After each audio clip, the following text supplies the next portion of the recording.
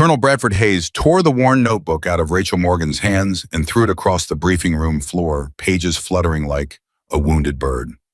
"These are personal theories, Captain, not intelligence." He barked loud enough for every officer in the room to hear. "You will sit at the radio where you belong." 480 Marines were about to roll into a valley she knew was a death trap, and the man in charge had just thrown her only warning onto the ground like garbage. Rachel said nothing. She simply watched him, because in less than 2 hours, everything he believed about her would turn to ash. Before we go any further, if you still believe there are people in this world who do the right thing even when no one is watching, take one moment to subscribe to this channel and follow Rachel's story all the way to the end. And in the comments below, tell me the name of the city where you are watching from right now so I can see just how far this story has traveled around the world. Now let's begin. The radio room at Camp Pendleton smelled like burnt coffee and old wiring, and Rachel Morgan had come to know every inch of it. She was 29 years old, born and raised outside a small town in Montana where her father had taught her to shoot before he taught her to drive. She had grown up with wind in her face and a rifle in her hands, learning to read the world the way other children learn to read books. The lean of the grass, the tremble of heat rising off the ground, the way a hawk holds itself before it drops. By the time she was 17, she could put a bullet through a playing card at 300 yards and tell you exactly how the breeze had tried to steal it. The Marine Corps had noticed talent like that. For a while, the Marine Corps had loved her for it. Now the Marine Corps kept her at a desk answering a radio and pretended the rest had never happened. "Morgan," a young corporal said, poking his head through the door, "the colonel wants everyone in the briefing room at 0600. Says it's mandatory." Rachel looked up from the log she was filling out. Everyone. Down at the fence line, Victor Kane climbed out of the lead truck and stretched his back like a man arriving at a resort. He was in his 50s, expensive boots, a jacket that had never seen a hard day's work. Behind him, 8 men spilled out of the other trucks, and every one of them was carrying a rifle. Kane looked around at the land like he already owned it. In his mind, he did. "This is the place," he asked the man beside him. "This is it, Mr. Kane, old Donovan Ranch? Been quiet for years." Kane grinned. "Quiet's good. Quiet means nobody's watching." He was wrong about that. Somebody was always watching. He just couldn't see her yet. A younger man, one of the hired crew, glanced up toward the cabin far above them on the slope. "Boss, somebody actually lives up here. There's a house." Kane didn't even follow his gaze. "One old lady. My people ran the file. Husband's dead. No kids. No visitors. She lives alone in the middle of nowhere with a garden and a dog." He laughed. "You scared of a woman with a garden son?" The young man forced a smile. "No, sir." "Then cut the fence and get the survey crew moving. We've got a tunnel to find, and I am not spending one more night in that motel down in the valley." That word tunnel drifted up the mountain on the wind, and up on the ridge, Claire Donovan went very, very still. Because a tunnel meant these men were not developers. A tunnel meant they knew.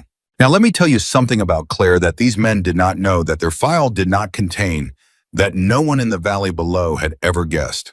That garden they laughed about. That quiet old ranch. It was all real. But underneath it, under the floorboards of that little cabin, there was a door. And behind that door was the reason she had chosen this mountain out of every mountain in America. Claire had not retired here by accident. She had retired here to guard something. Down at the fence, the men went to work. Wire cutters bit through the fence she had built with her own 2 hands. Kane's survey crew unrolled maps across the hood of a truck. And that young man, the one who had looked up at the house, dragged a heavy plastic barrel to the edge of the creek. "What's this?" he asked. "Runoff from the drill site," another man said. "Boss wants it gone. Dump it." The young man hesitated. "Into the creek. That's her water." "You want to argue with Victor Kane about drainage?" The young man did not want to argue with Victor Kane about anything. So he tipped the barrel and gray poison spread through the clear water, and something died in that creek in the space of a breath. And up on the ridge, Claire watched it happen through her scope, and something in her chest went cold and quiet and old. "That water," she whispered, "fed everything on this mountain." She lowered the rifle for a moment, not because she was afraid, because she was giving them a chance. One chance. She was a woman who believed in chances even now, even after everything. She believed people could turn around. She believed a man could look at what he was doing and stop. So she waited. She watched Victor Kane point up the slope and heard him faintly tell his men the next thing. "The old woman," he said, "if she comes out, don't waste time talking. Just handle it. We're not leaving loose ends on this one." Handle it. That was the moment the chance ended. Claire brought the rifle back up, not with anger. Anger makes your hands shake, and her hands did not shake. She brought it up the way a surgeon lifts a scalpel, the way a pianist lays her fingers on the keys, with something that was almost peace. "Wrong place," she breathed. She let out half a breath and held the rest. Wrong time. She did not fire at a man. Not yet. She fired at the engine block of the lead truck a mile away, and the round punched through steel, and the whole vehicle died with a shudder and a hiss of ruined coolant. 9 men jumped like they'd been electrocuted. "What the hell was that?" Kane shouted. Nobody answered him because nobody knew. That was the point. A mile away, there is no crack, no muzzle flash. They can find no direction to run from. There is just the sudden, impossible fact that the machine you were leaning on is now dead, and you have no idea why. "Somebody's shooting," a man yelled. "From where?" Kane spun in a circle. "From where?" That was the first thing Claire took from them. Not their lives, their certainty, their belief that they were the hunters and she was the prey. She erased it in a single shot, and she watched it drain out of them through the scope, one panicked face at a time. The second truck died the same way. Then the third. Now they were on foot on her mountain with no way down, and a ghost somewhere above them who could reach out and touch their world whenever she chose. "Take cover!" the leader of the crew screamed. "Behind the trucks! Move!" They scrambled behind the very vehicles she had just disabled, crouching against dead steel, and Claire smiled a very small, very sad smile, because that was exactly where she had wanted them to go. "Fear," she murmured, "does more work than any bullet." Let me be clear about who Claire Donovan was, because the men crouching behind those trucks had no idea. They thought numbers meant safety. 9 men, 9 rifles. They thought that was strength. But Claire had spent 20 years learning a truth that most people go their whole lives without understanding. It is not the size of the crowd that matters. It is who among them is truly willing. And she was the only one on that mountain who had already made her peace with everything that was about to happen. One of the men broke. He couldn't take it. He bolted from cover, sprinting toward the tree line, and his boss screamed at him to stop, and he didn't stop, and Claire tracked him for one long second down the barrel of her rifle, and she let him run. The round she fired kicked up dirt 6 inches in front of his boots. He fell backwards, screaming, certain he'd been hit. He hadn't. She'd missed him on purpose, and she'd never once missed by accident in her entire life. She could have killed him, one of the men whispered, and now there was something new in his voice. Not fear, terror. She could have killed him, and she didn't. "Shut up," the leader hissed. "She's playing with us, man. She's playing with us." And that right there was the psychology of it. A shooter who kills you is terrifying. But a shooter who chooses not to kill you, who lets you live so you have to keep feeling this, that is a different kind of nightmare entirely. That is a person who owns you. Victor Kane, hunkered down behind an engine block, with his expensive boots in the mud, finally understood that his morning had gone very wrong. But he was not a man built to understand fear. He was a man built to give it. "Get on the radio," he barked. "Call the second team. Call anyone. There's no signal up here, boss." Nothing. Of course there wasn't. Claire had walked that valley for 6 years. She knew where the signal died the way she knew the lines on her own hands. Kane's face twisted. He grabbed the young man beside him, the one who had dumped the barrel, and shoved him toward the open ground. "You, go find her, flush her out." The young man stared at him. "You want me to walk out there? I want you to earn the money I'm paying you." That's not money, that's suicide. And in that one sentence, Victor Kane's whole operation began to come apart. Because the men had figured out something Kane refused to. They were not soldiers. They were laborers with guns. And the person on that ridge was not an obstacle. She was a professional. Up above, Claire watched the argument through her scope. She could not hear the words, but she did not need to. She had seen this exact moment 100 times in a dozen countries in the last minutes before a group of men fell apart. She saw the pointing. She saw the shoving. She saw the leader turning on his own. "There it is," she said quietly. "Now they'll do my work for me." She keyed a single shot into the mud between Kane and the young man, splitting them apart, and both men dove in opposite directions, and the last thread holding the crew together snapped. Two men ran, then three. They abandoned their cover, abandoned Kane, abandoned everything, and fled down the logging road on foot toward the valley, and Claire let every single one of them go. She wanted them to run. She wanted them to reach the valley and tell everyone they met exactly what had happened on the mountain. She wanted the story to spread, because the men who had sent Victor Kane needed to hear it. They needed to know that their first attempt had failed, that their people had come home broken and babbling about a ghost, and that whatever was buried on that mountain was guarded by someone they could not simply erase. But Victor Kane did not run. Pride would not let him. He stood up from behind the dead truck alone, now his crew scattered to the wind, and he screamed up at the mountain with everything he had. "You hear me? You know who I work for. You have no idea what you've started. They will bury you. They will erase you and this whole worthless mountain, and no one will ever even know your name." And Claire Donovan, 1 mile away, heard every word because sound carries far on a still morning in the Bitterroots.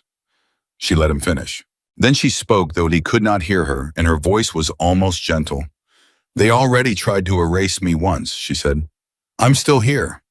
She put a round through the radio antenna on the last standing truck, the final piece of communication Kane had left, and the man flinched and dropped to his knees in the mud. And for the first time in his adult life, Victor Kane understood all the way down to the bone that he was not in control. She let him go too.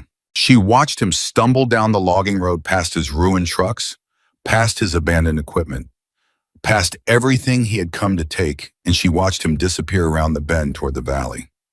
She did not fire. She had made her point in a language even a man like Kane could understand. And then the mountain was quiet again. But Claire did not feel relief. She felt something much colder settle over her because she had heard that one word, and it changed everything. Tunnel. She lowered the rifle and stood up on the ridge, and for a long moment she just looked down at the mess they had made of her land. The dead trucks, the cut fence, the gray poison spreading through her creek. 6 years, she said, 6 years of quiet. And now it was over, and she knew it, and the knowing sat in her chest like a stone. She walked back to the cabin. She did not hurry. Hurrying was for people who were surprised, and Claire had stopped being surprised by human beings a long time ago. She went inside and she knelt down on the floor of her own kitchen, and she pulled back a rug she had walked over 10,000 times. Underneath was the door. It was steel set into concrete with a lock that had no key, only a sequence she carried in her memory, and nowhere else. She placed her hand on it, and for a moment she did not open it. For a moment she just breathed, because opening that door meant admitting that the war had finally found her. "You knew this day was coming," she told herself. "You knew it the day you took this on." And she had. Of course she had. A person does not choose to live alone on a mountain in the middle of nowhere for the peaceful gardening. She had chosen it because of what was underneath. She entered the sequence, and the lock released with a heavy final sound, and she pulled the door up and open, and cold air rose out of the darkness below. Steps led down into the earth. Claire went down them. At the bottom was a room she had not entered in 3 years because entering it hurt too much. It was a room full of steel filing cabinets in sealed cases and hard drives wrapped in protective foam. It was a room full of paper, and that paper was worth more than every dollar Victor Kane had ever laid his hands on. It was the truth, 50 years of it. She ran her fingers along the top of a cabinet and left a line in the dust. "So they found you," she said to the room. After all this time, she had spent 6 years hoping this day would never come. She had spent 6 years telling herself that the men who wanted this buried would give up, would move on, would forget. But powerful men do not forget the things that can destroy them. They wait. They send scouts. And one day they send Victor Kane up a logging road with a barrel of poison and a mouthful of threats. She closed the door to the bunker behind her and climbed back up into the light, and she made a decision that she had been avoiding for 6 years. She was not going to run. There was a time she would have. There was a time years ago when Claire Donovan believed that the smart thing, the only thing, was to disappear. She was good at disappearing.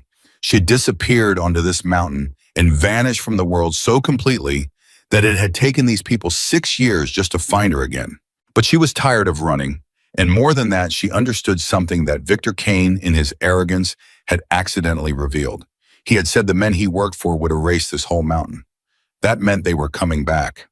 Not with 9 confused laborers this time, with something worse. And when they came running, would not save her. Only the truth would. She walked out onto her porch and she looked down the mountain toward the valley, toward the road, toward the world she had left behind. And she said the thing out loud that she had been afraid to say for 6 years. I'm going to need help. Now understand what those words cost her. Claire Donovan did not ask for help. She had spent an entire career being the person other people called when there was no one left to call. She had carried wounded men on her back. She had held the line alone when everyone else fell back. She had earned a reputation that followed her across the world, the woman who never quit, the woman who never broke, the woman who did not need anyone. But that reputation had a cost, and the cost was that somewhere along the way she had convinced herself that needing people was a weakness. And that lie had left her alone on a mountain for 6 years, guarding a secret with no one to share the weight. She went back inside and she opened a drawer she had not opened in a very long time, and she took out an old phone, a burner she had kept charged for exactly this reason and no other. There were 4 numbers in it, only 4. The 4 people in the entire world she still trusted. Her thumb hovered over the first name. Ryan Walker, combat medic. The man who had kept more of her people alive than any surgeon she had ever met. The man who had once held her hand in the back of a helicopter and told her to keep breathing when everything in her wanted to stop. She did not call him first. She scrolled down. Noah Pierce, recon. The quietest man she had ever known, a man who could disappear into a landscape and become part of it, a man who saw everything and said almost nothing. She did not call him first either. Lucas Grant, demolitions, a man who laughed at things that made other men weep, a man who could turn a mountain into a weapon with the right materials and enough time. And then the last name. She stopped at the last name for a long time. Colonel William Harper. Her thumb did not move, because Harper was the one who had never believed in her. Let me tell you about Colonel William Harper, because you cannot understand what happened next without understanding him. Harper was old school. Harper had come up in a world where women did not do the job Claire did and could not do it and should not be allowed to try. And when Claire had arrived under his command all those years ago, he had made no secret of the fact that he thought she was a mistake, a political favor, a liability who would get good men killed. And Claire had spent years proving him wrong, one impossible mission at a time, and Harper had watched her do it, and he had never once said the words. He had never once looked her in the eye and told her he had been wrong about her. That silence had stayed with Claire longer than any wound. And now of all the people in the world, he was the one she needed most. Because Harper still had contacts. Harper still had reach inside the world that Victor Kane's masters operated in. Harper, whether she liked it or not, was the key to making the truth survive. She hated that. She hated it so much that she almost put the phone down. But then she thought about the young man dumping poison into her creek.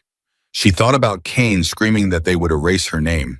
She thought about 50 years of truth sitting in the dark beneath her kitchen floor, waiting for someone with the courage to bring it into the light. And she made the call. The phone rang 3 times, then a voice she had not heard in 6 years answered low and rough and instantly painfully familiar. Whoever this is, Harper said, you've got the wrong number. No, Colonel, Claire said, I don't. There was a silence on the line so long she thought he might have hung up. She could hear him breathing. She could hear somehow across all those miles and all those years the exact moment he recognized her voice. Donovan, he said finally, and it was not a question. It's me. You're supposed to be dead. I've heard that before, she said. I keep disappointing people. Another silence. And then Harper said the thing that told her everything she needed to know about how bad this really was. Where are you? He asked. And before she could answer, he said, never mind, don't say it on the phone. Because if you're calling me Donovan after 6 years of silence, then it's already started. Hasn't it? Claire closed her eyes. It started, she said. The mountain, Harper said quietly. They found the mountain. And Claire's whole body went cold because she had never told Harper what she was guarding or where. She had told no one. She had buried that secret so deep that she had believed it would die with her. How do you know about the mountain? She said very slowly. And Harper was quiet for a moment. And then he said the words that turned Claire Donovan's entire understanding of the last 6 years upside down. Because I'm the one who sent you there, Claire. The phone nearly slipped out of her hand. What did you just say? 6 years ago, Harper said, and his voice had changed now. All the old hardness gone, replaced by something heavy and tired and full of regret. 6 years ago, someone made sure that the files that could bring down half the defense industry ended up in the safest place in the world, a place no one would ever think to look, guarded by the one person alive who could hold it against anything they sent. He paused. You didn't find that mountain, Claire. You were led to it. I led you to it. Claire stood in her kitchen, one hand on the counter, and for the first time in years, she felt the floor move under her. You used me, she said. I trusted you, Harper said. There's a difference, even if it doesn't feel like one right now. You could have told me. If I'd told you, you'd have carried it differently. You'd have looked over your shoulder every day for 6 years. I wanted you to have those years, Claire. I wanted you to have the quiet. Lord knows you earned it. Claire's jaw tightened. Well, the quiet's over. How many did they send? 9 amateurs. A man named Victor Kane leading them. Harper made a sound of contempt. Kane. He's a middleman. He's nothing. He does the ugly errands for people who never get their hands dirty. A pause. How many did you leave alive? All of them. Now it was Harper's turn to fall silent. You let them all live, he said. I wanted them to run home and tell the truth. I wanted whoever sent them to know their first try failed. And Harper laughed a low, dark, disbelieving laugh, the laugh of a man who had just watched someone do the exact thing he would have told them was impossible. You always were smarter than me, Donovan, he said. I spent 20 years too proud to admit it. And there it was. Not an apology, not the words she had waited a lifetime to hear, but close, closer than he had ever come. Say it plain, Colonel, she said. For once. And Harper was quiet, and then he said it plain. I was wrong about you, Claire. From the first day I was wrong. You were the best I ever commanded, and I let my pride keep me from telling you when it mattered. He drew a breath. I'm telling you now, for whatever it's worth this late in the day. Claire stood in her kitchen with the phone pressed to her ear and her eyes stinging, and she did not answer for a moment because she did not trust her voice. Then she said, It's worth a lot, Colonel. It's worth more than you know. So what do you need? Everyone, she said. I need everyone, Walker, Pierce, Grant, and I need you to make sure that when the truth comes out, it doesn't disappear again. You know who's behind Kane. No. His name is Richard Caldwell, Harper said, and even through the phone, Claire could feel the weight the name carried. Defense contractor, billionaire. The kind of man who has senators in his pocket and generals on his payroll. The kind of man who has made entire investigations vanish. If Kane came for your mountain, then Caldwell gave the order, and Caldwell does not lose. He's about to learn how, Claire said. Claire, Harper said, and his voice was serious now, deadly serious. Listen to me. Kane was the errand boy. When Caldwell learns the errand boy failed, he won't send more errand boys. He'll send professionals, real ones, men like the ones you used to fight beside. Men who don't panic and don't run and don't leave anyone alive to tell a story. I know. You'll have days, maybe less. Then you'd better make those calls fast, Claire said. And far away in a city of glass and money and power, in an office at the top of a tower, where the men who never got their hands dirty made their decisions. Richard Caldwell was about to receive a phone call of his own.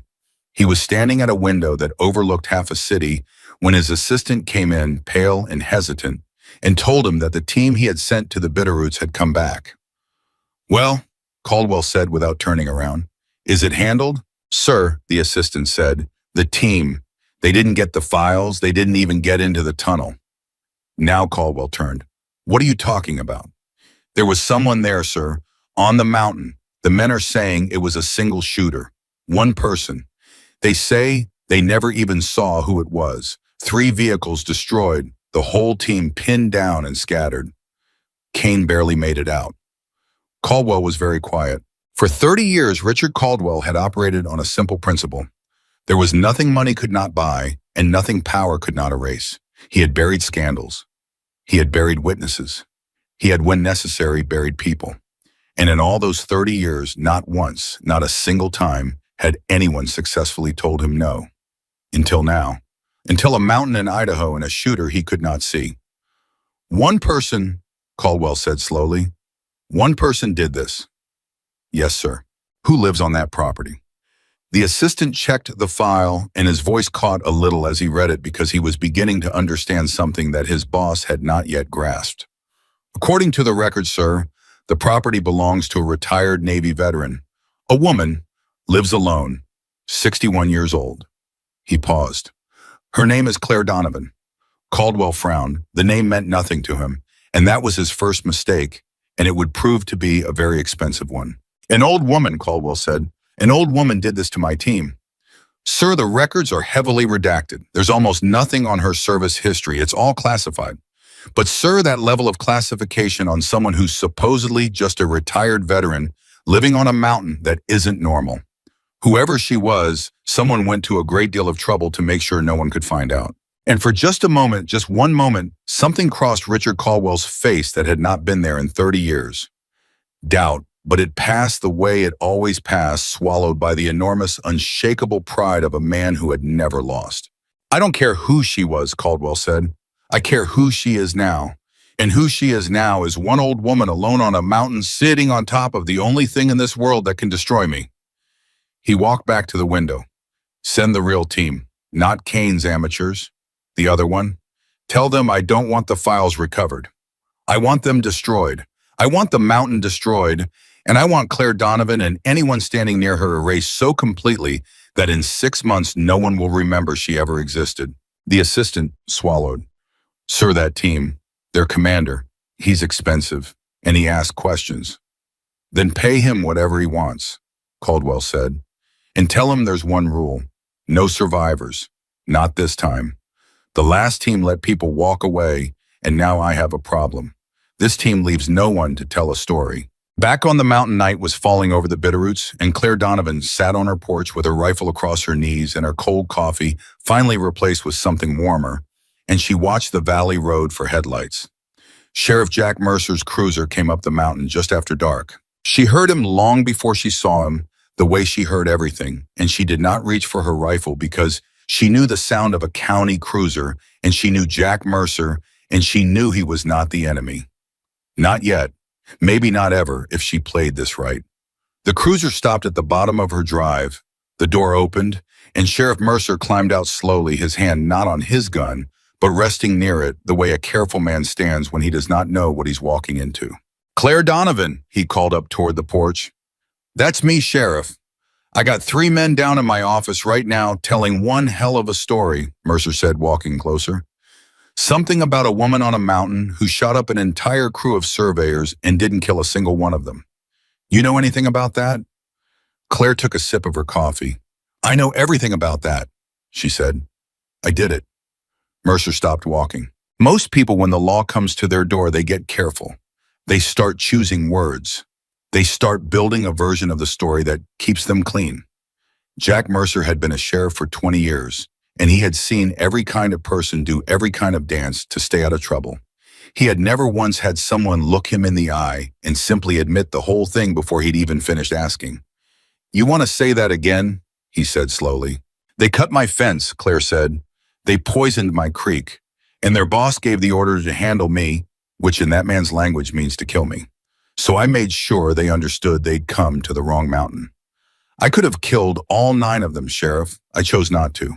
That's the only reason your office has 3 living men to take a statement from instead of a body count. Mercer stood in the dark at the bottom of the drive, and he looked at this woman on her porch. This 61-year-old woman with a rifle across her knees and no fear in her voice at all. And some old instinct in the back of his mind, some cop instinct that had kept him alive for 2 decades, began quietly telling him that he was standing in front of something much bigger than a property dispute. Ma'am, he said carefully, I came up here to arrest you. I know, Claire said, and you still can if that's what you decide. I won't fight you. I've never in my life raised a weapon against a good man doing an honest job, and I'm not going to start with you. She set down her coffee. But before you put those cuffs on me, Sheriff, I'm going to show you something. And after you see it, you're going to have to decide what kind of lawman you really are. Mercer's hand drifted a little further from his gun. Show me what... Claire stood up. The reason they came, she said, the real reason. It's not land, Sheriff. It was never land. There's something under this mountain that powerful men have been trying to bury for 50 years. And tonight, for the first time, somebody's finally going to see it. She turned toward the cabin door, and then she stopped, and she looked back at him over her shoulder, and there was something in her eyes that made the hair on the back of his neck stand up. "But I have to warn you," she said. "Once you see what's down there, you can't unsee it. And the men who want it buried won't care that you're a sheriff. They won't care that you have a badge or a family or 30 years until retirement. The moment you know, you become exactly what I am. A loose end." She paused.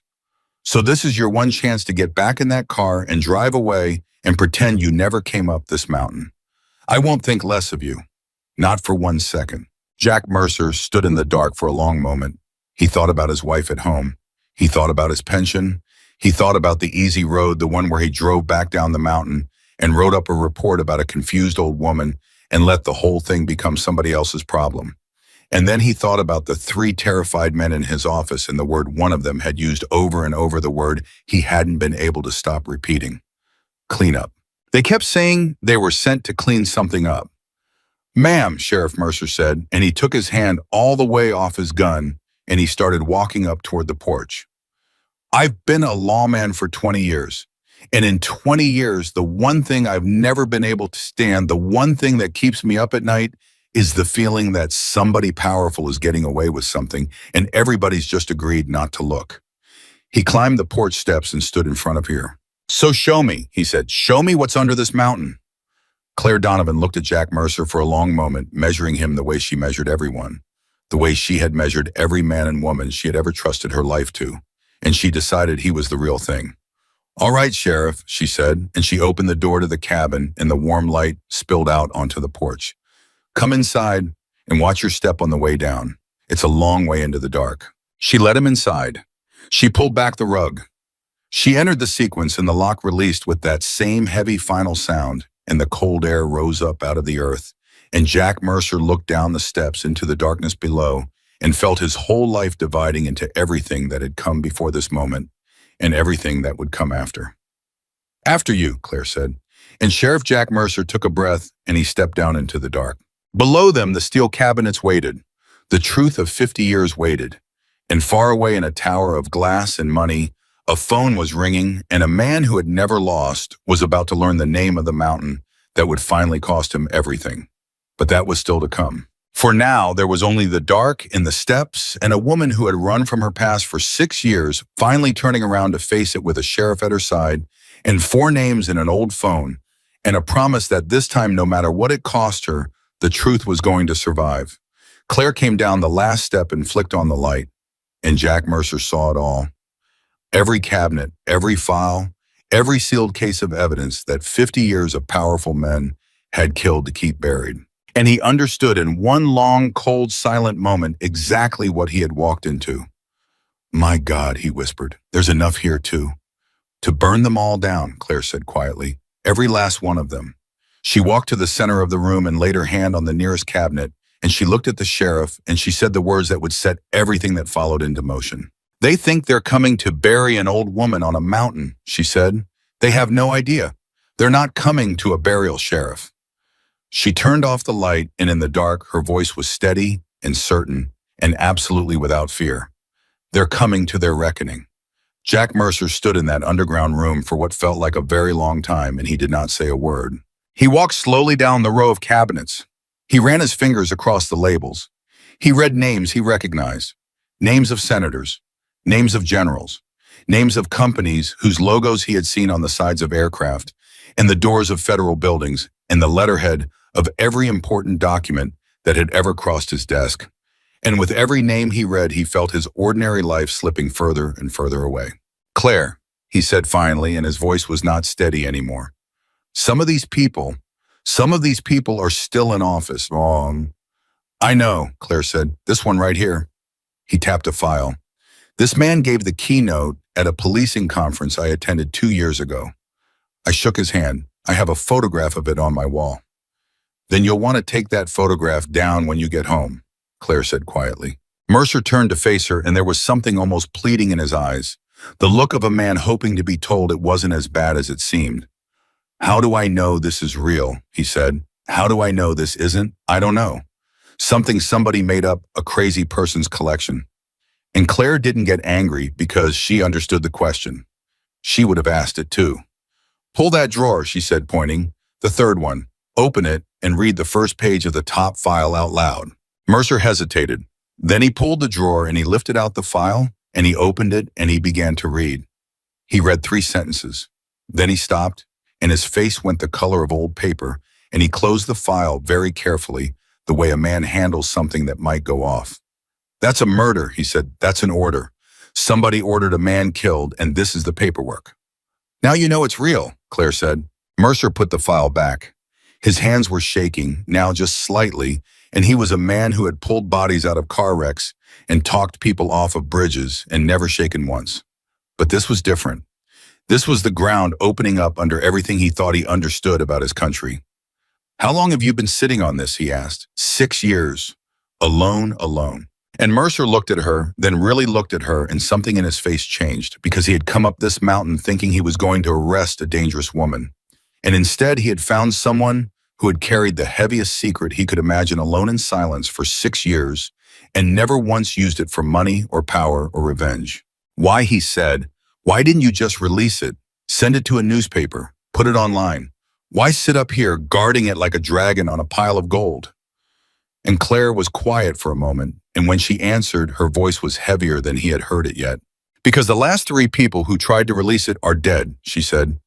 One in a car accident that wasn't an accident, one who fell off a building he had no reason to be on, and one who simply disappeared and whose family was told he'd run off with another woman, which anyone who knew him understood was a lie. She looked at the cabinets. You don't just dump this on the world sheriff. If you do it wrong, it vanishes, and you vanish with it, and nothing changes. It has to be done right. It has to be done in a way they can't stop. She paused. I've spent 6 years figuring out how to do it right, and I still don't have the whole answer. But I know one thing, it can't be done by one person. That's the mistake the others made. They tried to do it alone. So what changed today? Claire almost smiled. Today they came to me, she said. Today they made the mistake of coming here and showing their hand. And for the first time in 6 years, I know exactly who's behind it, and I know he's not going to stop. And that means I don't have the luxury of waiting anymore. She looked at Mercer. The waiting's over, Sheriff. It ends now, one way or another. Mercer took a long breath and let it out slow.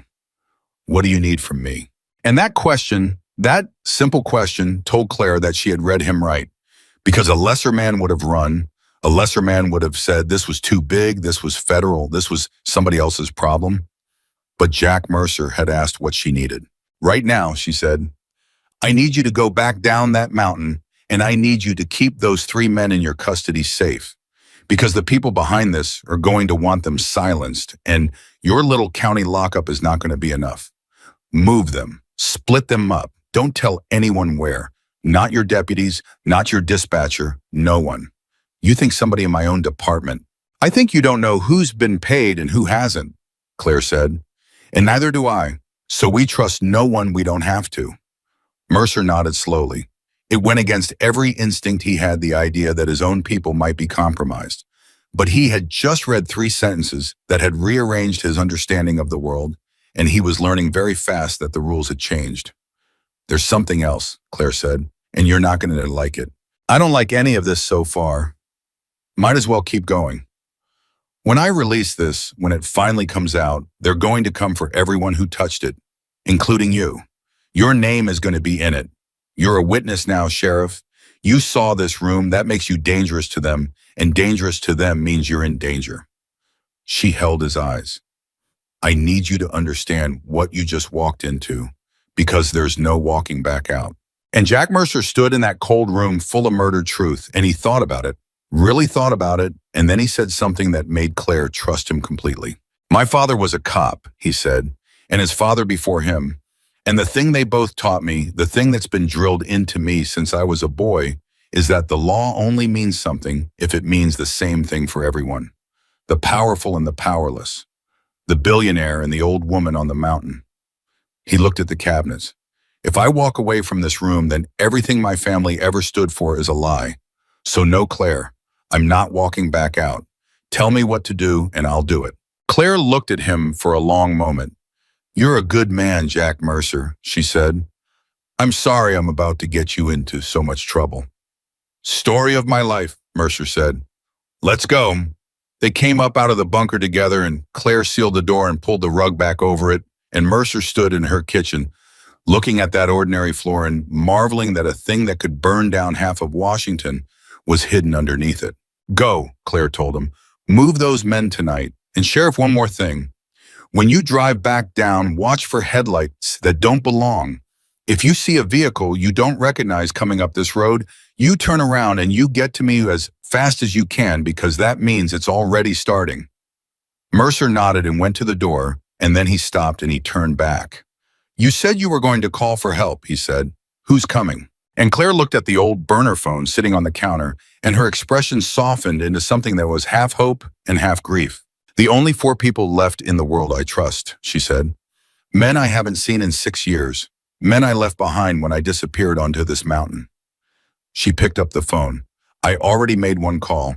Now I have to make 3 more. And I have to hope they still remember who I was. And I have to hope they can forgive me for vanishing without a word. And I have to hope they're willing to climb a mountain and maybe die on it for a woman who abandoned them." "They'll come," Mercer said. "You don't know that." "No," Mercer admitted, "but I saw that room. And if men like the ones you're describing are anything like you, they'll come." He opened the door. "Make your calls, Claire. I'll handle the rest." And he was gone down the steps and into his cruiser and down the dark mountain road. And Claire stood alone in her kitchen with the old phone in her hand and 3 names left to call. She called Ryan Walker first, the combat medic, the man who had kept her people breathing when they should have died, the man who had held her hand in the back of a helicopter years ago and told her over the roar of the rotors to keep breathing when everything in her wanted to quit. The phone rang twice. "Walker," a warm, tired voice answered. Claire opened her mouth, and for a second, nothing came out. 6 years of silence sat in her throat like a stone. "Ryan," she said finally, "it's Claire." The silence on the other end was total. And then Ryan Walker's voice came back, and it was cracking, absolutely cracking, the voice of a man hearing a ghost. "Claire, Claire Donovan," a breath. "We buried you. Do you understand that? We had a service. I gave the eulogy. I stood up in front of everyone, and I talked about you like you were gone, and you're alive." Claire closed her eyes and leaned against the counter. "I'm alive, Ryan." 6 years. His voice broke completely now. 6 years, Claire. Where were you? Do you have any idea what you did to us? To me, I looked for you. I never stopped looking. Everyone else gave up, but I never. "I know," Claire said quietly. "I know, and I'm sorry, and I don't have the right to ask you for anything. But I'm asking anyway, because I'm in trouble, Ryan, the kind we used to be in, and you're one of only 4 people alive I'd trust to have my back." There was a long silence. And then Ryan Walker said the thing that told Claire he had already forgiven her years ago without even knowing if he'd ever get the chance. "Where's the mountain?" he said. "Not why, not how, not you owe me an explanation. Just where's the mountain?" Because he was already packing a bag in his mind, already coming, already hers again after 6 years of grief. "You don't even know what it is yet," Claire said, her throat tight. "I don't need to know what it is," Ryan said. "I need to know where you are. The rest is details. Now give me the location, Claire, before I lose my nerve and start crying like a fool into this phone." And Claire Donovan, who had not cried in longer than she could remember, felt something wet on her own face, and she gave him the location, and she told him what he was walking into. And Ryan Walker listened to all of it, and at the end he said one thing. "I'm bringing my full kit," he said, "because if it's as bad as you're saying, somebody's going to get hurt. And I promised myself a long time ago that I would never again lose someone I could have saved, especially not you. I'll be there in 2 days." The next call was to Noah Pierce, recon, the quietest man Claire had ever known, a man who could vanish into a landscape and become part of it, who saw everything and said almost nothing. Noah didn't say hello. He answered the phone, and there was a long silence, and then his low, flat voice said one word. Ghost. That was what they used to call her, because she could disappear better than anyone, because she was already a legend before this mountain ever made her one. "Hello, Noah," Claire said. "I always knew you weren't dead," Noah said. "I told them. I said, that woman doesn't die. That woman disappears. There's a difference. Nobody believed me. You were right. I'm usually right, Noah said. It's a lonely quality. A pause. You need me. It wasn't a question. I need you, Claire said. Then I'm already in the truck, Noah said, and Claire could hear faintly the sound of an engine starting. Send me the coordinates. And Claire, whatever it is, whoever it is, I've been bored for 6 years. Real bored. This is the first interesting phone call I've gotten in a long time. A dry, quiet, almost laugh. Try not to get killed before I arrive. I'd hate to drive all that way for a funeral. And then the last call, the one she'd been dreading almost as much as Harper. Lucas Grant, demolitions. A man who laughed at things that made other men weep. A man who could turn a mountain into a weapon with the right materials in enough time. Lucas answered on the first ring, and before Claire could even say her name, he said, if this is a scam call about my truck's extended warranty, I want you to know I have a very special way of dealing with people who waste my time. Claire almost laughed. It's not about your truck, Lucas. Silence. A long, disbelieving silence. No, Lucas breathed. No, no, no. That voice, I know that voice. I hear that voice in my nightmares and my good dreams both. Claire, is this? Am I losing my mind, or is this Claire Donovan calling me from beyond the grave? I'm not in the grave, Lucas. Well, that's just fantastic, Lucas said, and his voice was doing something complicated somewhere between laughing and weeping. That is just wonderful, because I have spent 6 years being angry at a dead woman, and now I find out I get to be angry at a live one. Do you know how much therapy I have paid for Claire because of you? Do you know how many times I have sat in a circle of grieving people and talked about my feelings because of you? I'm sorry, Lucas. You're sorry. He laughed, wet and broken. She's sorry. 6 years and she's sorry. A breath. Where are you? Just tell me where you are. I'm not even going to pretend I'm going to say no because we both know I'm not. So let's skip that part. And Claire told him. She told him everything. And when she got to the part about what was buried under the mountain and what was coming, Lucas Grant went very quiet, and then he said something that surprised her. You remember Dawson, he said. Claire went still. Dawson had been one of theirs, one of the ones they'd lost, one of the young ones. I remember Dawson, she said quietly. You know how he died. A bad mission, bad intel. We were sent somewhere we shouldn't have been sent. Bad intel, Lucas repeated. Yeah, that's what they told us. Bad intel. An honest mistake. His voice hardened into something Claire had never heard from him before. I found out 2 years ago, Claire, that it wasn't a mistake. That mission got Dawson killed because it was protecting a shipment for a contractor. We got sent into a meat grinder so that some company could keep a deal quiet. A pause. I never had proof. I never had a name. I've just been carrying it, Claire, for 2 years, this feeling that we were sold, that our people died for money and somebody got rich off their blood. Claire closed her eyes. Lucas, she said, that contractor. His name is Richard Caldwell. And what's buried under this mountain is the proof of everything, including Dawson. The silence on the line was so complete she thought the call had dropped. Then Lucas Grant said in a voice she had never heard from him, a voice with no laughter left in it at all, send me the coordinates, Claire. I'll be there tomorrow night, and I'm bringing everything, every last thing I've got, because I have been waiting 2 years for a name, and now I have one. And Claire hung up the phone, and she stood alone in her kitchen, and for the first time in 6 years, she was not alone anymore. 4 calls, 4 yeses, 4 people climbing into trucks across the country and pointing themselves toward a mountain in Idaho, toward the fight that was coming. She should have felt relief. Instead, she felt the weight of it because she knew that not everyone who came up this mountain was going to be alive to come back down, and that knowledge sat on her like a mountain of its own. Meanwhile, far away in the Tower of Glass and Money, Richard Caldwell was making a call of his own.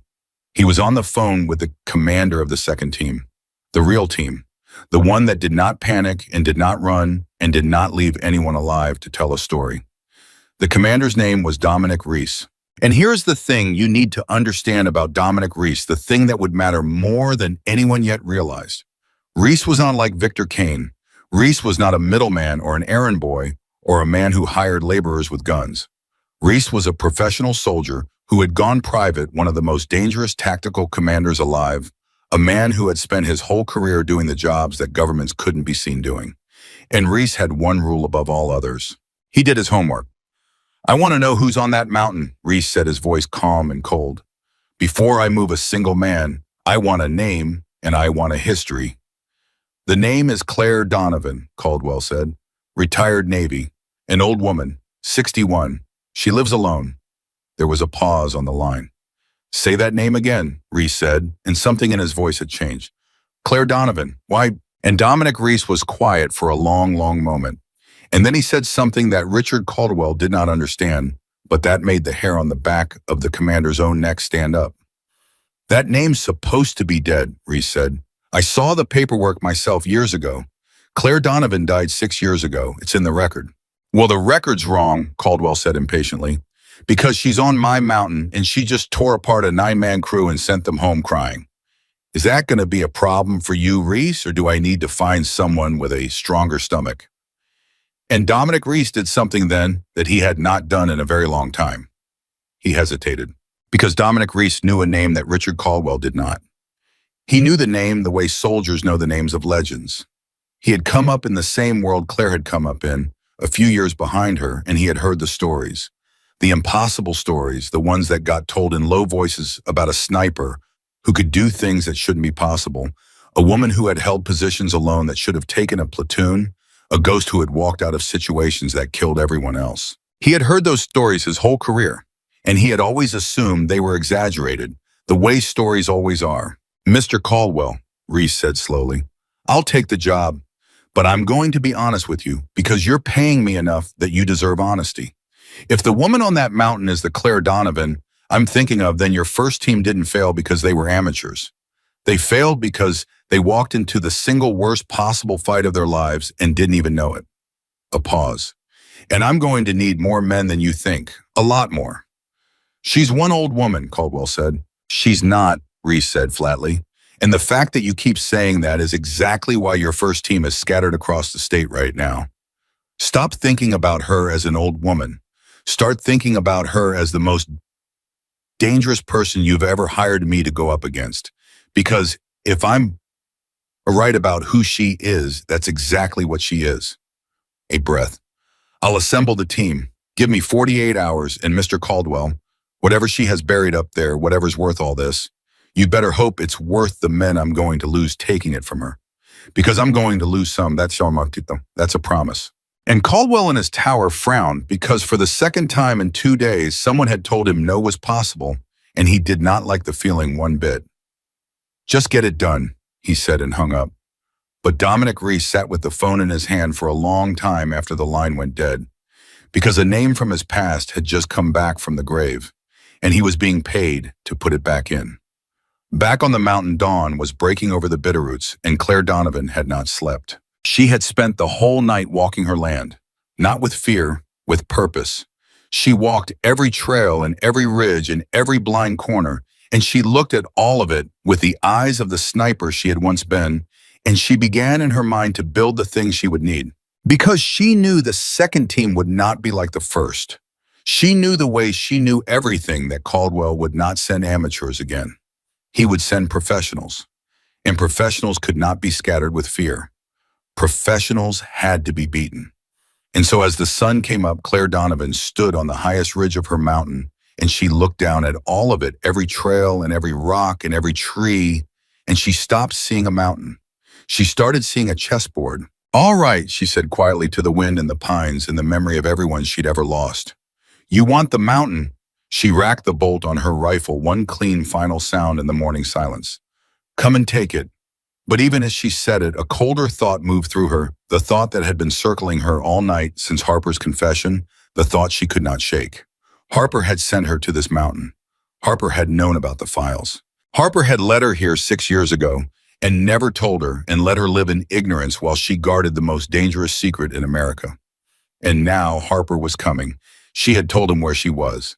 And a small, cold, professional voice in the back of Claire Donovan's mind, the voice that had kept her alive for 20 years, the voice she had learned never ever to ignore, was asking a question she did not want to ask. How had Caldwell found the mountain now, after 6 years? 6 years of silence. 6 years of nothing.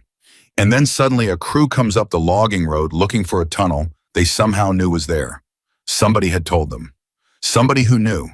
And the list of people who knew about this mountain was very, very short. Claire lowered the rifle slowly and she stared out at the sunrise and the warmth drained out of the morning as one terrible possibility took shape in her mind. Only a handful of people in the entire world knew what was buried under this mountain. She was one of them. And the man who had put it there, the man who had led her here, the man who had just confessed on the phone that he had used her for 6 years and never told her, was another. No, Claire whispered. No, not him, not Harper. But the cold voice would not be quiet. Because someone had told Caldwell where to look. Someone had broken 6 years of silence. And of the tiny handful of people who could have done it, 4 of them were already dead killed, trying to release these very files. Which left almost no one. Which left the men who had put the files here in the first place. Which left Harper. Claire stood alone on the ridge as the sun climbed over the bitterroots, and she realized that she had just given the location of the most dangerous secret in America and her own exact position to the one person she could not fully trust, and the people she had called for help. The 4 men now driving across the country toward her. Every single one of them had learned where she was, from Harper, or from her. And if there was a traitor in that small trusted circle, then Claire Donovan had not just called for help. She had opened the door and invited her own killers up the mountain. She slowly raised the rifle again, and she looked down the long, empty logging road, and she waited for the first truck to appear, and she no longer knew which of the people she loved most in the world was driving it. Claire stayed on that ridge as the sun climbed higher, and she made herself do the hardest thing a soldier can ever do. She made herself think clearly about the people she loved, because the cold voice in the back of her mind was right and she knew it, and pretending otherwise would get her killed. Someone had told Caldwell about the mountain, so she started one by one with the 4 names. Ryan Walker, the medic, the man who had buried her, who had given her eulogy, who had wept on the phone at the sound of her voice. Could that grief have been an act? Claire had known men who could fake anything. But she had also felt something real come through that phone, something 6 years deep, and every instinct she had told her that Ryan's tears were the tears of a man getting back a piece of his own heart. If Ryan Walker was a traitor, then Claire had never understood a single human being in her entire life. She set Ryan aside, not certain, but close. Noah Pierce, Recon, the quiet one, the one who'd said, "I always knew you weren't dead." And that stopped her just for a second, because how had Noah been so sure? But then she remembered who Noah was. Noah was the man who noticed everything, who read the world like a book other people couldn't even open. Of course he'd known. He'd probably pieced it together from 100 small things nobody else saw. That wasn't guilt. That was just Noah. She set Noah aside too, carefully. Lucas Grant, demolitions. And here she stopped for a long time. Because Lucas had a motive, didn't he? Lucas had told her in a voice she'd never heard from him that he'd spent 2 years carrying the knowledge that their people had been sold, that Dawson had died to protect a contractor's shipment. A man carrying that much rage, a man who wanted Caldwell that badly. Could a man like that be turned? Could Caldwell have found Lucas, first offered him something, used his hunger for revenge against him? But then Claire thought about it harder. If Lucas had already been working for Caldwell, why would he tell her about Dawson at all? Why hand her the motive, the name, the connection? A traitor stays quiet. A traitor doesn't point you straight at the truth. Lucas's rage was real and it was pointed the right way. She set Lucas aside, reluctantly, but she set him aside, which left the one she didn't want to look at, which left Harper. Claire lowered herself down onto a rock, and she sat there in the growing light, and she made herself look at Colonel William Harper with clear eyes. Harper had led her to this mountain 6 years ago and never told her. Harper had known about the files the whole time. Harper had confessed all of it last night easily, almost too easily, in a phone call she hadn't been able to trace. And Harper was the one who'd said the name Richard Caldwell before she ever mentioned it. "How did you know it was Caldwell?"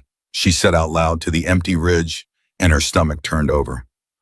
Because she hadn't told him. She'd told Harper that 9 men had come, that a man named Kane had led them. And Harper had said, if Kane came for your mountain, then Caldwell gave the order. How did Harper know Kane worked for Caldwell? Unless Harper had known all along. Unless Harper was closer to Caldwell than he had ever let on. Claire pressed her hands against her eyes, and for a moment the professional in her went quiet. And the woman underneath came through, and that woman was tired and heartbroken and did not want it to be Harper. Not because she loved Harper. She wasn't even sure she liked Harper. But because Harper represented the last thread connecting her to a version of her life that had meant something. And if Harper had betrayed her, then that whole life was poisoned all the way back. But she couldn't afford grief. Not now. So she did what she had trained her entire life to do. She took the feeling and she set it in a box, and she closed the box, and she went back to work. She would let them all come. That was the decision. She would let all four of them climb the mountain, and she would watch every one of them, and she would find out the truth the way she found out every truth. By waiting and by watching and by being the last one standing when the noise finally stopped. But she would not tell any of them what she suspected, and she would not turn her back on a single one of them until she knew. Down in the valley, Jack Mercer was already learning how deep the water was. He had done exactly what Claire told him. He had moved the three surveyors out of the county lockup in the dead of night, split them up, stashed them in places nobody would think to look, told no one. And by dawn, he understood why she'd insisted. Because at 6 a.m, a man he had never seen before walked into his sheriff's station. The man wore a suit that cost more than Mercer's truck. He carried a briefcase and a smile that never reached his eyes, and he introduced himself as a federal liaison, and he laid a set of credentials on the counter that looked absolutely real. "Sheriff Mercer," the man said, "I understand you have 3 individuals in custody, individuals connected to an incident up in the Bitterroots." Mercer kept his face flat. 20 years of poker with drunks and liars had taught him that much. "Word travels fast," Mercer said. "That was barely 12 hours ago. How's a federal liaison already know about a little property dispute in a county this size?" The man's smile didn't move. "We take an interest in incidents involving veterans," he said smoothly, "especially ones involving firearms. I'll need to take custody of those 3 men, for their own protection, of course." And there it was, for their own protection. Mercer knew right then, standing at his own counter, in his own station, that if he handed those 3 men over to the smiling man in the expensive suit, he would never see them alive again. "Sure," Mercer said easily. "I'll just need to see a transfer order. Signed. And I'll need to make a couple calls to confirm your office. You understand, just procedure, small county. We like to dot our I's." The smile finally flickered. "That won't be necessary, Sheriff." "Afraid it is," Mercer said. "See, I've got a funny thing about paperwork.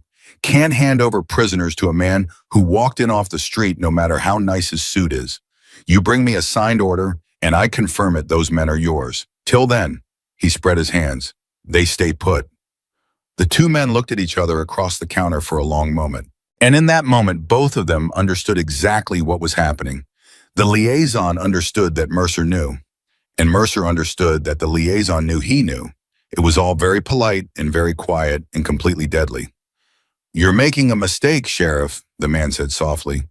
"Made plenty," and Mercer said, "add it to the list." The man picked up his briefcase and his fake credentials, and he walked to the door, and he paused there, and he said one last thing without turning around. "Small county like this," he said. "Man could have an accident. A lot of dangerous roads out here. A lot of ways for a good sheriff to get hurt." And then he was gone. Jack Mercer stood at his counter, and his hands were steady, but his heart was going like a hammer, because he had just been threatened calmly and professionally by a man who had every intention of following through. He picked up his phone and he called the one number Claire had given him. She answered on the first ring. "They came for the men," Mercer said. "A man in a suit. Federal creds, probably fake. I stalled him, told him to bring paperwork." A pause. "Claire, he threatened me, right to my face, told me I might have an accident on one of our dangerous roads."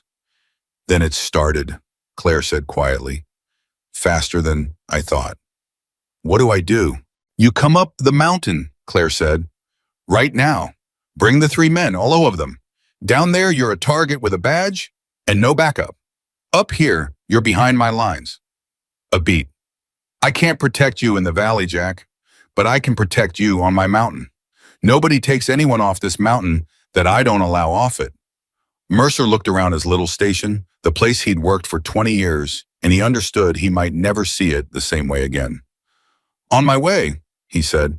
And meanwhile, across the country, the four were driving. Ryan Walker drove through the night with his full medical kit in the back and a photograph on his dashboard.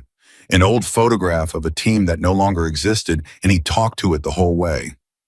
He talked to the dead. He told them Claire was alive. He told them he was going to her. And somewhere in Nevada at 3 in the morning on an empty highway, Ryan Walker started laughing and crying at the same time because the woman he had grieved for 6 years was alive, and he was going to see her face, and no matter what was waiting on that mountain, that fact alone was worth the drive. Noah Pierce drove in complete silence. No radio, no talking, just the road and his own thoughts, which was how Noah preferred everything. But even Noah, the quietest man alive, felt something loosen in his chest as he drove some knot that had been tied for 6 years. Because he had never believed she was dead, and everyone had told him he was in denial, that he needed to accept it, that grief made people believe impossible things.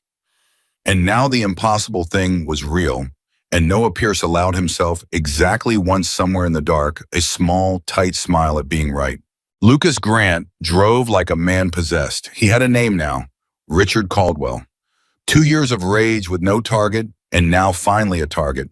He drove too fast and he gripped the wheel too hard, and he thought about Dawson, young Dawson, and all the others, and every mile that passed under his tires, the rage in him got quieter and colder and more focused, until by the time he crossed into Idaho, it was no longer rage at all. It was purpose. And a man with purpose is far more dangerous than a man with rage. And Colonel William Harper drove last and slowest, and Harper, alone among the four, was not thinking about Claire. Harper was thinking about a phone call he had made after he'd hung up with her. A phone call Claire did not know about. Harper drove through the dark with his jaw set and his old hands tight on the wheel, and he carried a secret up that mountain that would change everything, a secret about that second phone call, about who he had really called and why, and about the true reason he had led Claire Donovan to this mountain 6 years ago. Because Claire had been right to be afraid. She had been right that someone in the circle had broken the silence. She had just been wrong about what it meant. By nightfall, they had all arrived. Ryan came first, and when he stepped out of his truck and saw Claire standing on the porch alive, real 6 years of grief undone, in a single second he crossed the distance between them and wrapped her in an embrace that neither of them broke for a very long time. And Claire, who did not cry, who had not cried in longer than she could remember, held on to Ryan Walker and let one part of herself, just one, feel the full weight of 6 years alone. "You're really here," Ryan whispered. "I'm really here," Claire said. Noah came next, and Noah did not hug. Noah walked up and looked at her for a long moment and said, "You look tired, Ghost." "I am tired, Noah." "Good," Noah said. "Tired means you've been paying attention." And that from Noah was practically a symphony of affection. Lucas came third, and Lucas talked the whole way from his truck to the porch, river of words, half joking and half weeping. 6 years of grief and anger pouring out of him. And then he stopped right in front of her, and all the words ran dry, and he just said quietly, "You should have called sooner, Claire." "I know," she said. 2 years I've been carrying Dawson. "I know, Lucas, and now we're going to do something about it." And Harper came last. Harper climbed out of his truck slowly, an old man now older than Claire remembered, and he walked up to the porch and stood at the bottom of the steps and looked up at her, and neither of them said anything for a long time. "Colonel," Claire said finally. "Donovan," Harper said. And Claire looked into the eyes of the man she wasn't sure she could trust, the man who had led her here, the man who knew Caldwell's name before she said it, and she smiled a warm smile that did not touch the cold, watchful thing behind her eyes. "Come inside," she said to all of them. "All of you. There's something under this mountain you all need to see." And she led them into the cabin, and she pulled back the rug, and she opened the door into the dark, and one by one the 4 men and the sheriff descended into the bunker and saw what she had guarded alone for 6 years. She watched their faces as they saw it. She watched Ryan go pale. She watched Noah's eyes move across the room, cataloging, calculating. She watched Lucas find somewhere in those files a folder with a familiar name on it, and she watched his hands begin to shake.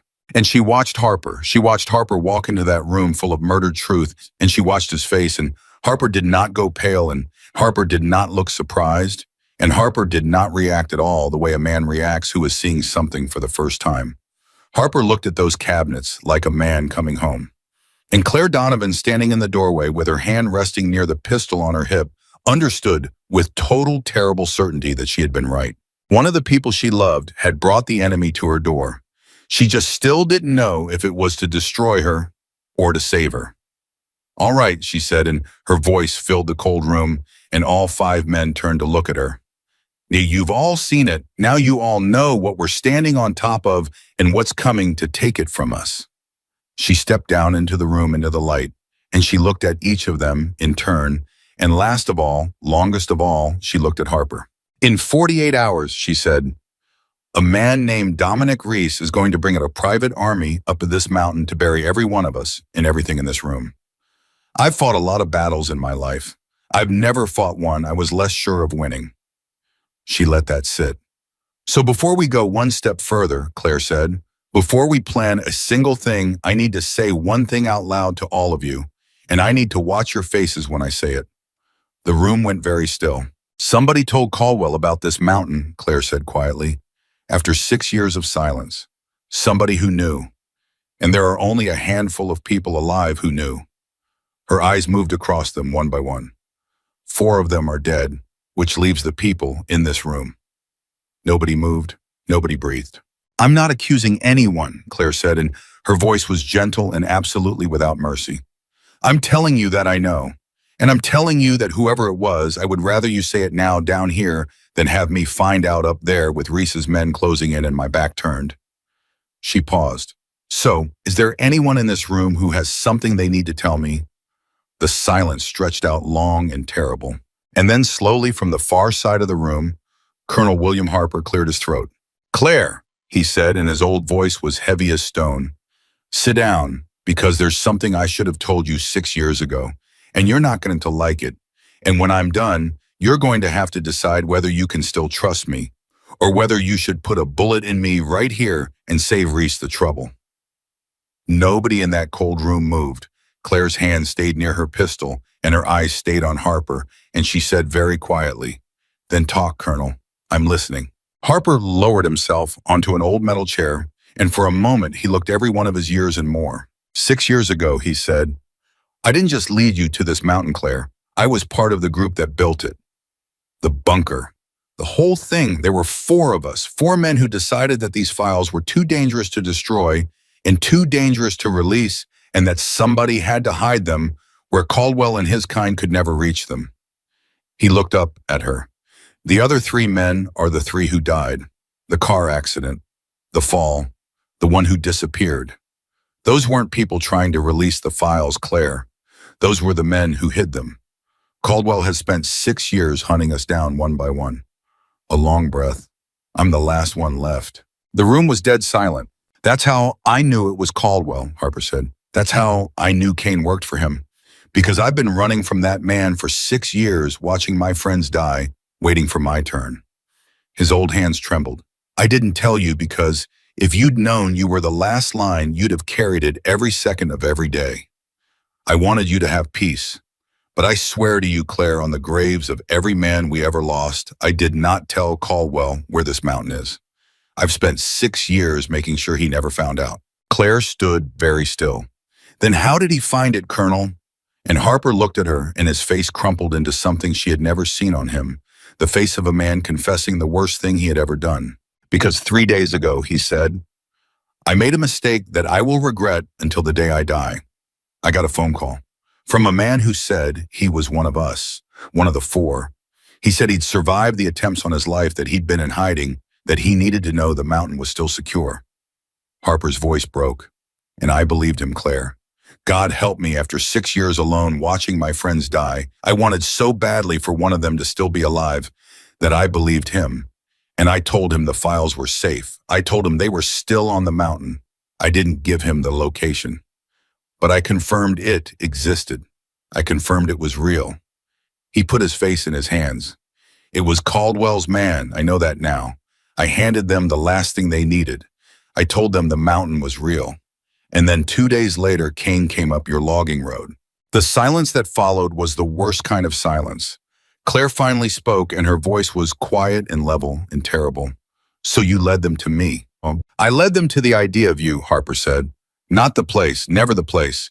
But yes, it's my fault they came looking.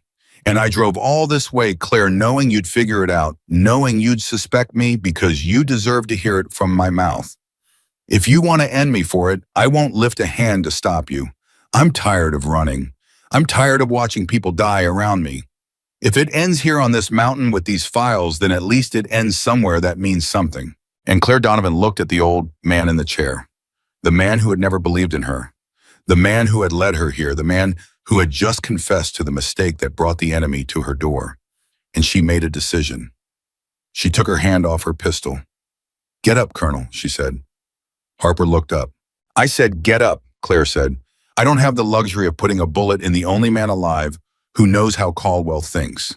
And I don't have the luxury of grief or blame. Reese is coming in 48 hours, and I need every person in this room, including you. Especially you." She stepped closer. "You made a mistake, a bad one. Men are going to die because of it. But you drove into the fire to tell me the truth to my face, and that tells me the thing I needed to know most of all. It tells me you're not Caldwell's man. A traitor doesn't confess, Colonel. A traitor stays quiet and waits for your back to turn." Harper stood slowly, and his eyes were wet. "I was wrong about you," he said for the second time. "In every way a man can be wrong about a person." "You keep saying that," Claire said. "Now help me make it count." She turned to the others. "Because now that we're all being honest down here, there's something none of you have asked me yet, and it's the most important question of all." She looked around the room. "How do 5 people and a county sheriff stop a private army?" And Noah Pierce from the corner where he'd been silent the whole time finally spoke. "We don't stop them," Noah said quietly. "We let the mountain stop them." Claire smiled, the first real smile she'd allowed herself in a long time. "Now you're thinking like me," she said. What followed over the next 36 hours was the transformation of a mountain into a weapon. Claire had spent months long before any of this quietly preparing. She had never fully believed the peace would last.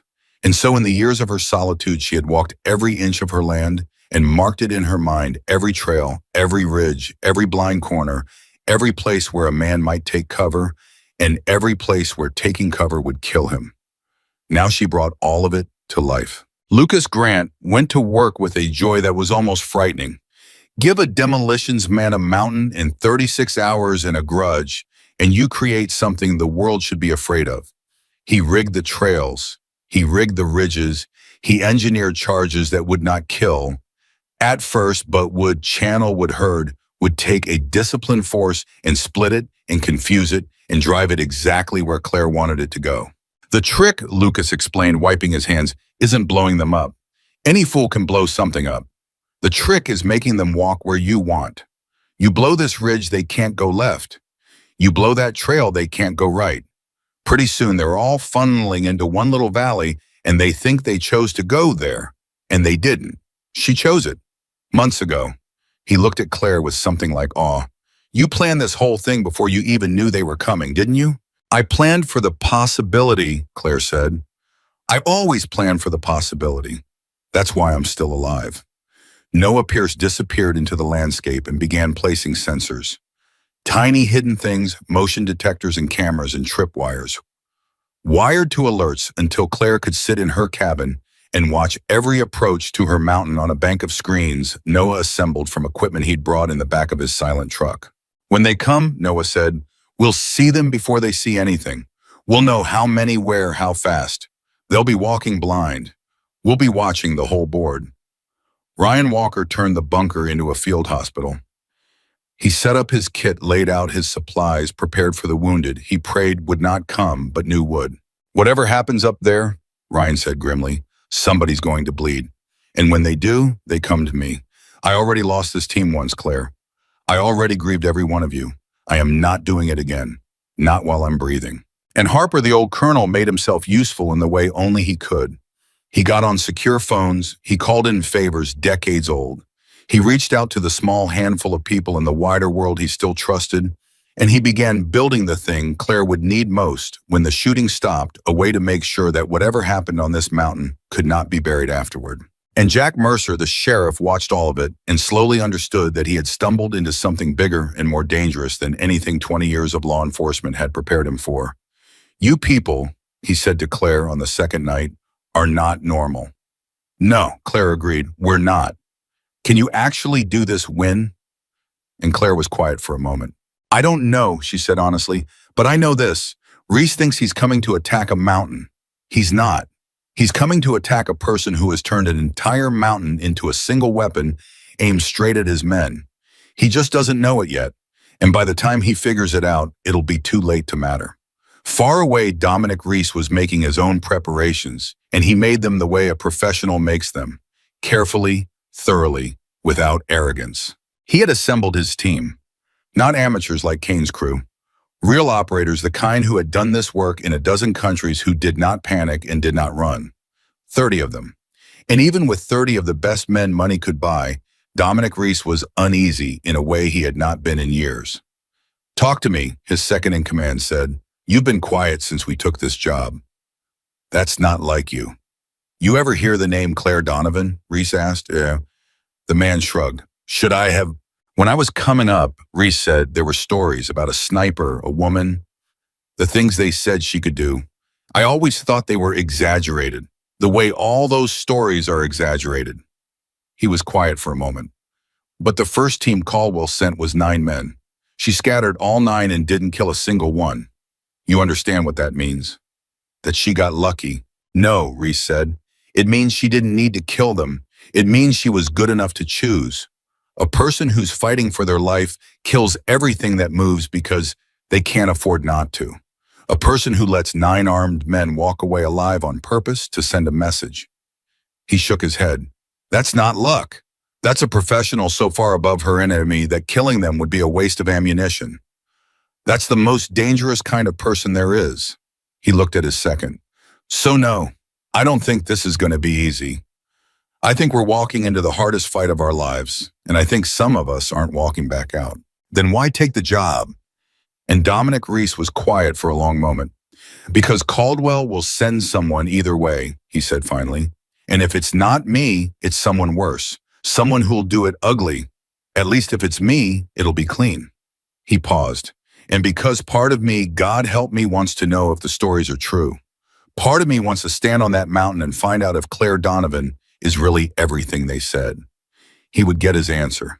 The assault came on the 3rd night. Noah saw them first on his screens, 30 heat signatures moving up the mountain in a disciplined spread. No lights, no noise, professionals in every step. They're here, Noah said quietly into his radio. 30, coming up the east approach in the south ridge, split into 2 elements. Textbook, these are the real thing. In the cabin, Claire stood up and picked up her rifle. Everyone to positions, she said. You all know the plan, you all know your moms, and you all know the most important rule. She looked around at them, at Ryan and Noah and Lucas and Harper and Mercer, at the people she loved most in the world. We do not die on this mountain tonight, not one of us. Do you understand me? I have buried enough people. I am not burying anyone else. We hold the line, we spring the trap, and we all walk down this mountain together when the sun comes up. That is the mission. That is the only mission. And Caldwell? Lucas asked. Caldwell isn't here, Claire said. Yeah, hello? That's the problem. Killing his men doesn't touch him. He'll just send more. Tonight isn't about winning. Tonight is about surviving and about making Reese's army disappear so completely that Caldwell finally has to come himself. She racked her bolt. But that's tomorrow's problem. Tonight we live, move. And they moved. What happened on that mountain over the next 6 hours became a legend in the intelligence community, though almost no one who told the story ever knew the whole of it. Reese's men came up the mountain like the professionals they were, and for the first 20 minutes they encountered nothing, and their confidence grew. And that was exactly what Claire wanted, because the mountain was patient, the mountain waited, and then the mountain woke up. Lucas triggered the first charges, and they did not kill. They channeled, and a ridge that Reese's eastern element had planned to cross simply was not there anymore, and the men had to divert, and the diversion sent them exactly where Claire had known it would, into Noah's sensors, into Claire's scope. She fired for the first time that night, and a mile away a man's rifle exploded in his hands. Ruined useless, and the man dove for cover that Lucas had already rigged, and the ground opened up beneath him and dropped him into a pit that would hold him unhurt until morning. One down, Claire murmured. Alive. Contained. Because even now, even in the middle of a battle for her life, Claire Donovan was choosing. She was not slaughtering these men. She was dismantling them one by one, taking them off the board, containing them, capturing them. And every man she took alive was a man who could testify later about who had sent him. Reese, moving with his southern element, felt his operation coming apart in a way he had never felt before. And he could not understand it, and that was the most frightening part. Report, he said into his radio. All elements report. And the reports that came back made his blood run cold. East element is scattered. We lost the ridge. Half the men are separated. We can't find cover that isn't rigged. Every position we take turns into a trap. We can't locate the shooter. There's no muzzle flash, no sound, nothing. Men's weapons they're just failing, getting shot out of their hands. And Dominic Reese, crouched on the dark mountain, finally understood the thing that Claire had wanted him to understand. She's not defending the mountain, he said slowly to himself. She's using it. The whole thing, every rock, every trail, it's not terrain. It's a machine. And we walked right into it. He keyed his radio. All elements. This is Reese. Listen to me carefully. We are not fighting a person. We are fighting a plan. Every move we make, she's already made. Stop reacting. Stop moving where the terrain pushes you. That's what she wants. A pause. Hold position. Do not advance. Do not retreat.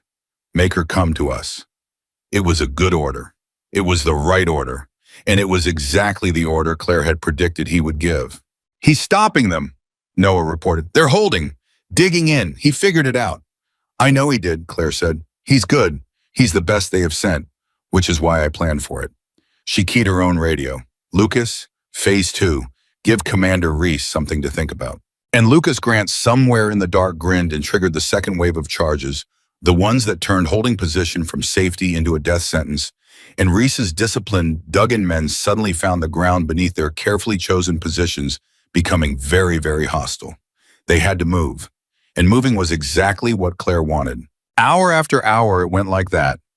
Reese would adapt, and Claire would have already adapted to his adaptation. He would make the right call.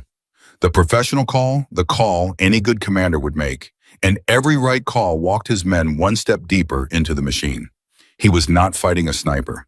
He was playing chess against someone who had set up the board months ago and knew every move he could make before he made it. By 4 a.m, Reese had lost contact with half his force, not to death, but to capture and containment and confusion, and the other half was pinned exhausted and beginning for the first time to feel something these professionals had not felt in years.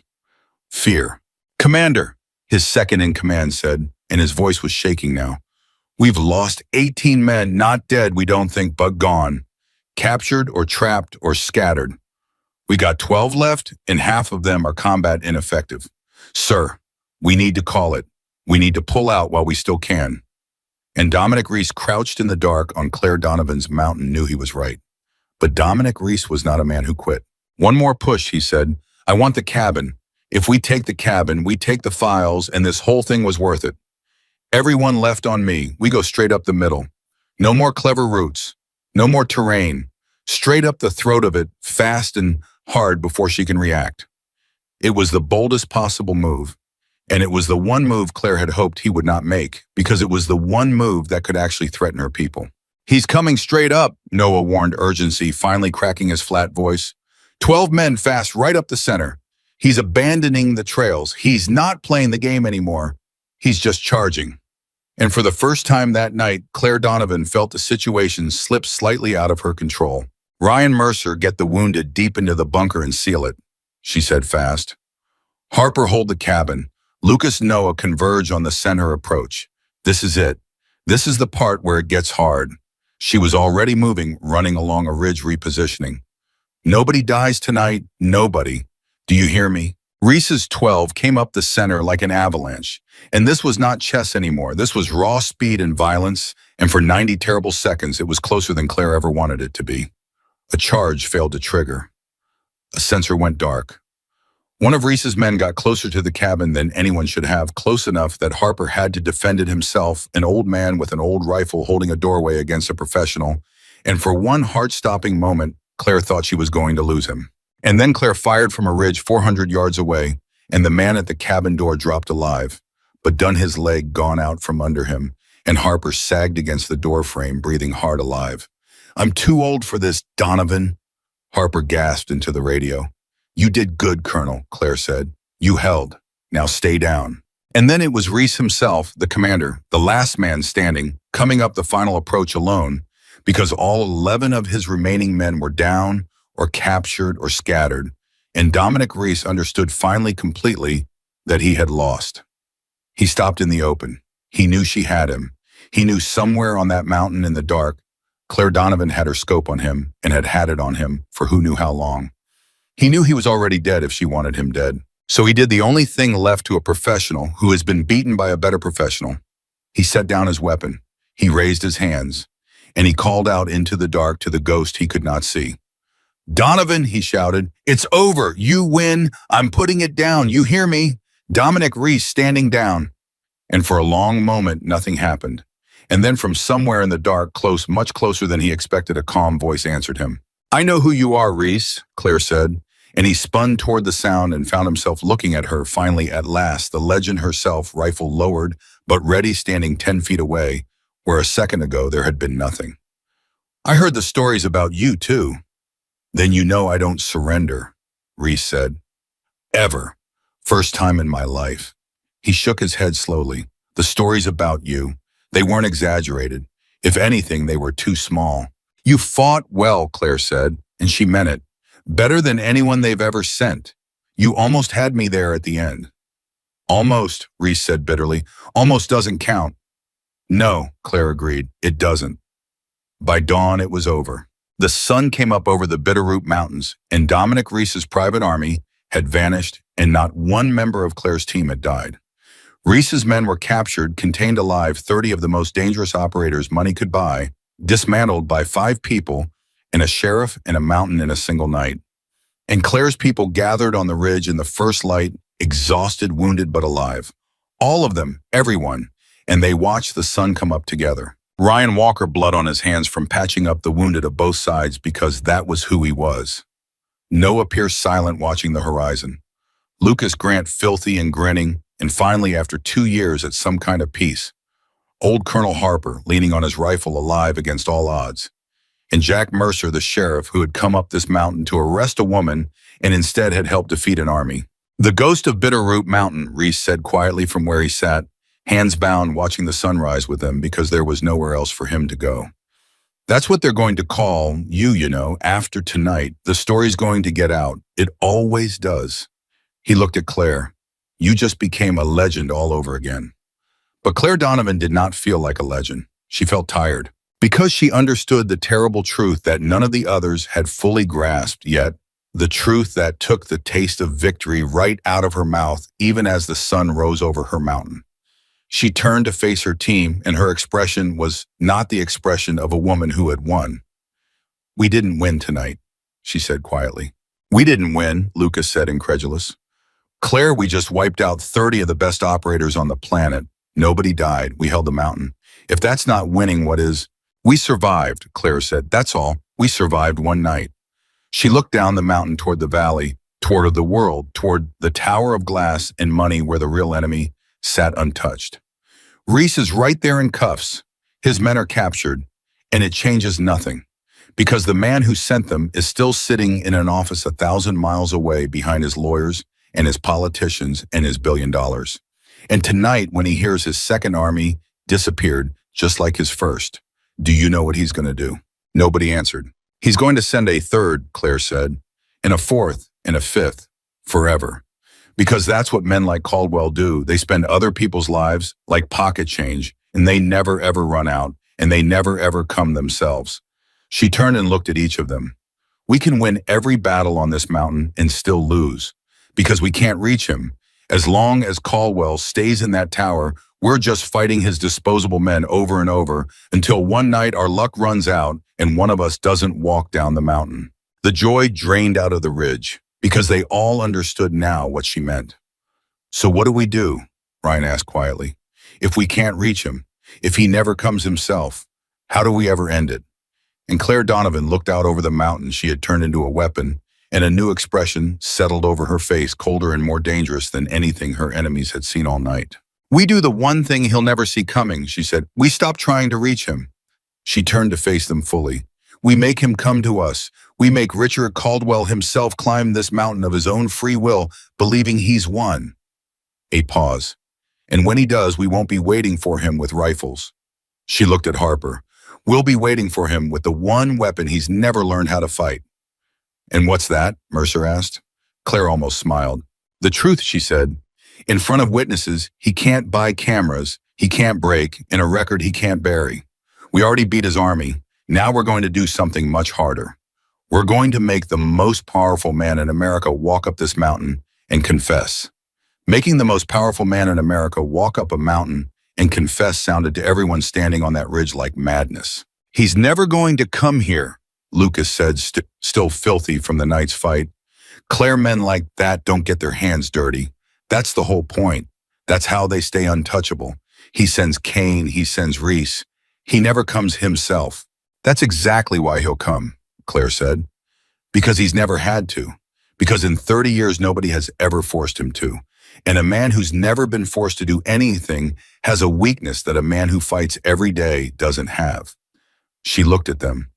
"He's soft in the one place it matters, his pride. And pride can be used." "How?" Mercer asked, and Claire told them the plan. It was not a plan built on rifles. It was built on something Caldwell would never expect because it turned his greatest strength into the trap that would destroy him. "Everything Richard Caldwell believes about himself," Claire said, "is that he can't lose, that he's smarter than everyone, that everyone else is just a piece on his board.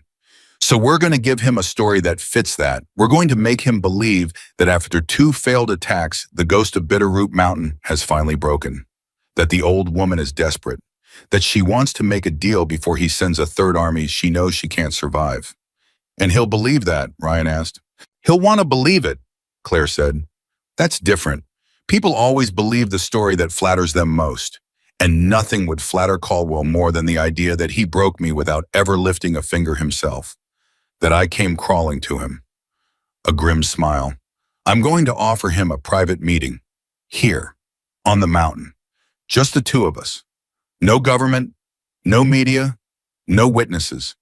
I'll tell him I'll hand over the files in exchange for my life and the lives of my people. I'll make it sound like surrender."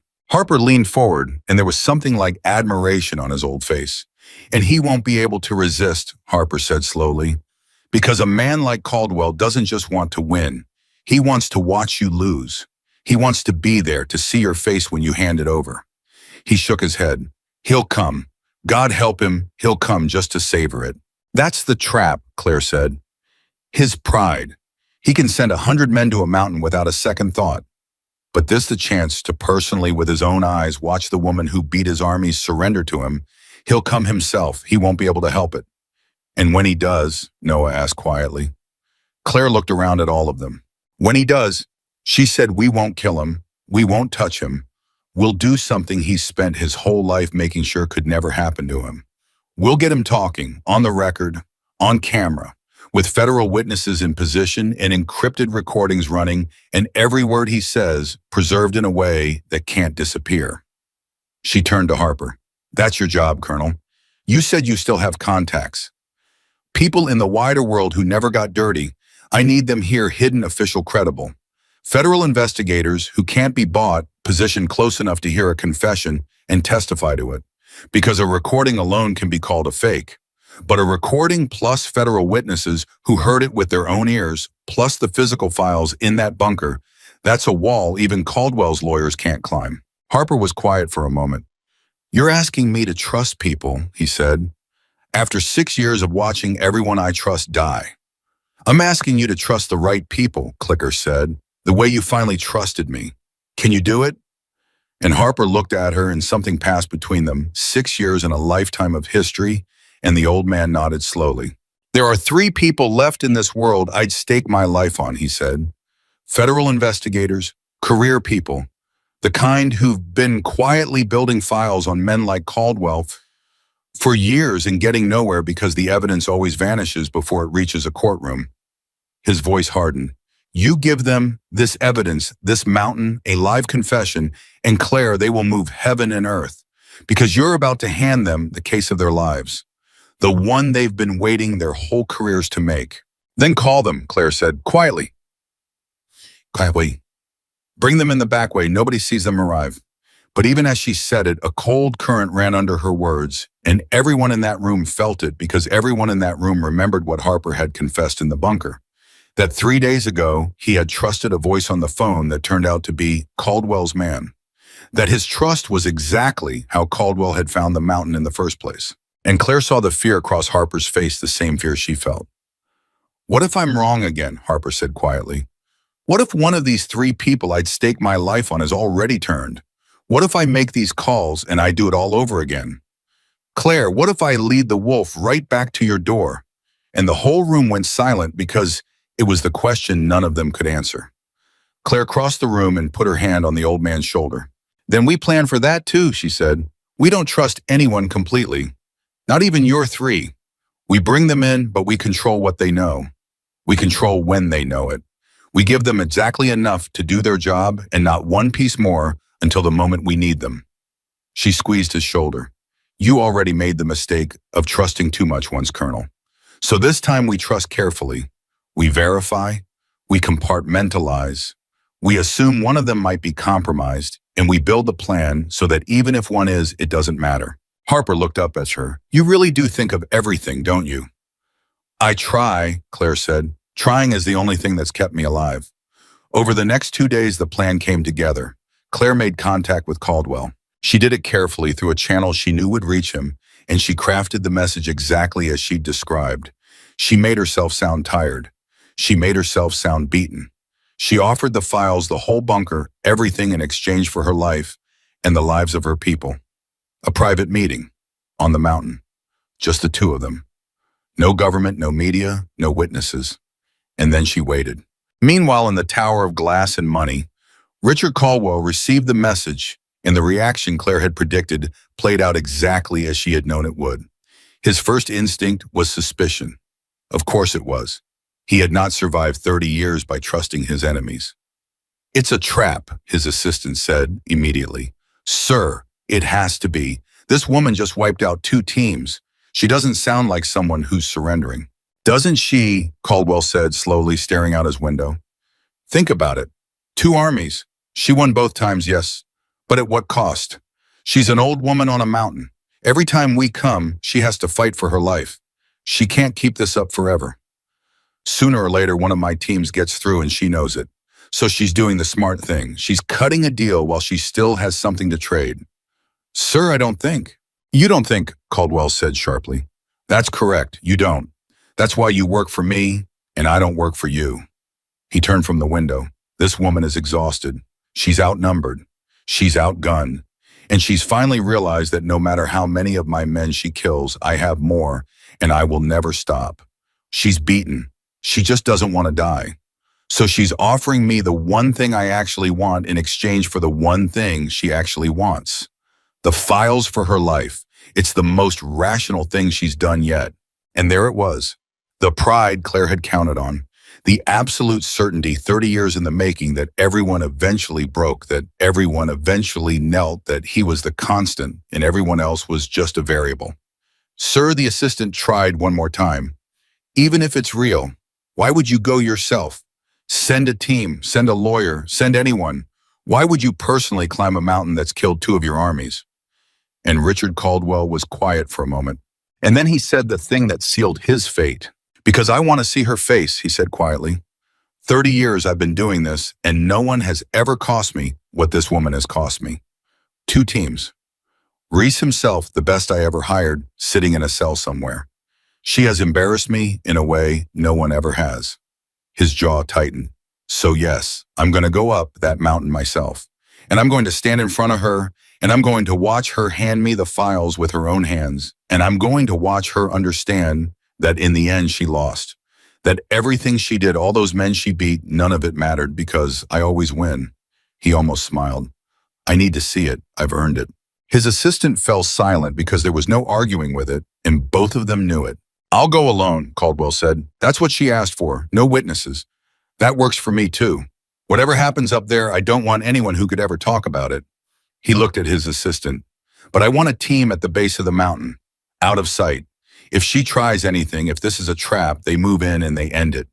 And this time there's no message, no survivors, no games. If she crosses me, that mountain becomes a grave. Are we clear? Clear, sir. And Richard Caldwell turned back to his window and looked out over his city, and for the first time in a long time, he felt the old thrill, the hunter's thrill, the thing that had made him who he was. He was going to go and collect his win in person. He had no idea he was walking into the only kind of battle he had never learned to fight. Back on the mountain, the news that Caldwell had accepted landed like a thunderclap. He's coming, Claire said, hanging up the phone. He took it. He's coming himself in 2 days alone, he says, though he'll have a team hidden at the base in case it goes wrong. She looked around at them. It worked. His pride worked exactly the way I said it would. For a moment, nobody spoke, because it was one thing to plan to trap the most powerful man in America. It was another to hear that he was actually coming. I can't believe it, Lucas breathed. I actually can't believe it. He's coming here. Caldwell, the man who got Dawson killed. He's going to walk up this mountain of his own free will. He's going to walk up this mountain, Claire corrected, believing he's already won. And that belief is the only weapon we have that's stronger than his money. Because a man who's certain he's won stops being careful. He stops watching for traps. He gets comfortable. He talks. She looked at Harper. Are your people in position? Harper nodded slowly. 2 of the 3 are already here, he said. Federal investigators, career people like I said. They've been building a case against Caldwell and his network for years, and every time they got close, the evidence disappeared. They came the moment I called. They're hidden exactly as you wanted, close enough to hear and see everything, credible enough to testify to it in any court in the country. A pause. They've waited their whole careers for this, Claire. When I told them what we had, one of them actually wept. And the third, and here Harper's face darkened. The third one, he said slowly, didn't answer. The room went very still. What do you mean didn't answer? Claire said. I mean, I called and the number rang and no one picked up, Harper said. I've known this person for 20 years. Never once in 20 years have they not returned my call. And now the one time it matters most, silence. His old hands trembled slightly. Claire, it might be nothing. People go dark. They travel. They get sick. It might be nothing at all. But you don't think it's nothing, Claire said. No, Harper admitted. I don't. And that scares me more than Caldwell does. Claire absorbed this in silence. In the cold professional voice in the back of her mind, the one that had never once been wrong began to speak. Then we have to assume the worst, she said finally. We have to assume your third contact is compromised. That Caldwell got it to them or always had them. And that means Caldwell might know more about our plan than we think. She began to pace. The question is how much? Does he know about the 2 investigators who came? Does he know about the cameras? Does he know this whole meeting is a trap? If he knew it was a trap, Noah said quietly, he wouldn't come. Unless he's planning a trap of his own, Claire said. Unless he's coming because he thinks he can spring it before we spring ours. She stopped pacing. We have to plan for both. We have to plan as if he's walking in blind and arrogant, and also plan as if he knows everything and is bringing his own surprise. She looked at them. This just got a great deal more dangerous. And here on the eve of the meeting, the twist that no one saw coming began to take shape. Because that same night, long after the others had gone to their positions to rest, Jack Mercer came to Claire quietly, and there was something on the sheriff's face she had not seen before. Claire, he said, I need to show you something, and I don't know what it means. But I couldn't sleep until I told you. He held out his phone. That man who came to my station, Mercer said, the one in the suit, the fake federal liaison who threatened me, I got a photo of him. Security camera at the station wide angle caught him coming in. I've been staring at it for 2 days, trying to figure out why he looked familiar. And an hour ago, it hit me. He turned the phone so Claire could see. That man, Mercer said, the one working for Caldwell, the one who came to take my witnesses and threaten my life. He swallowed. I've seen him before, in a photograph, on Harper's phone actually when he was showing me his contacts. He was standing next to one of the federal investigators Harper called in. The two who are here right now, hidden on this mountain. The blood ran cold in Claire's veins. You're telling me, she said slowly, that one of the two federal investigators Harper brought here, the ones we trusted, the ones hidden on this mountain right now, is connected to Caldwell's man. I'm telling you, Mercer said, that Caldwell's enforcer, the man who threatened to kill me, is standing shoulder to shoulder with one of your trusted witnesses in a photograph. And I don't know which one, and I don't know what it means, but I know I don't like it. Claire stood very still, and the whole plan she had built so carefully over so many days tilted beneath her. Because it wasn't the third contact, the one who didn't answer, that was compromised. It might be one of the two who came. One of the two career investigators who had wept at the chance to bring down Caldwell. One of them might be the very reason Caldwell felt safe enough to come. One of them might be here not to witness a confession, but to make sure it never left the mountain. And in less than 48 hours, Richard Caldwell was going to walk up this mountain, and Claire Donovan was going to have to spring a trap while not knowing which of her own witnesses was the enemy's eyes. Harper can't know, Claire said finally, very quietly. Mercer blinked. What? If I tell Harper one of his three trusted people might be compromised, it'll break him, Claire said. You didn't see him in that bunker, Jack. That man has watched everyone he trusts die for 6 years. His trust in these three is the last thing holding him together. If I take that from him now, right before the most dangerous day of all our lives, I don't know what it does to him. And I need Harper steady tomorrow. I need him sharp. She shook her head. No, this stays between you and me. We watch both investigators. We assume one is dirty.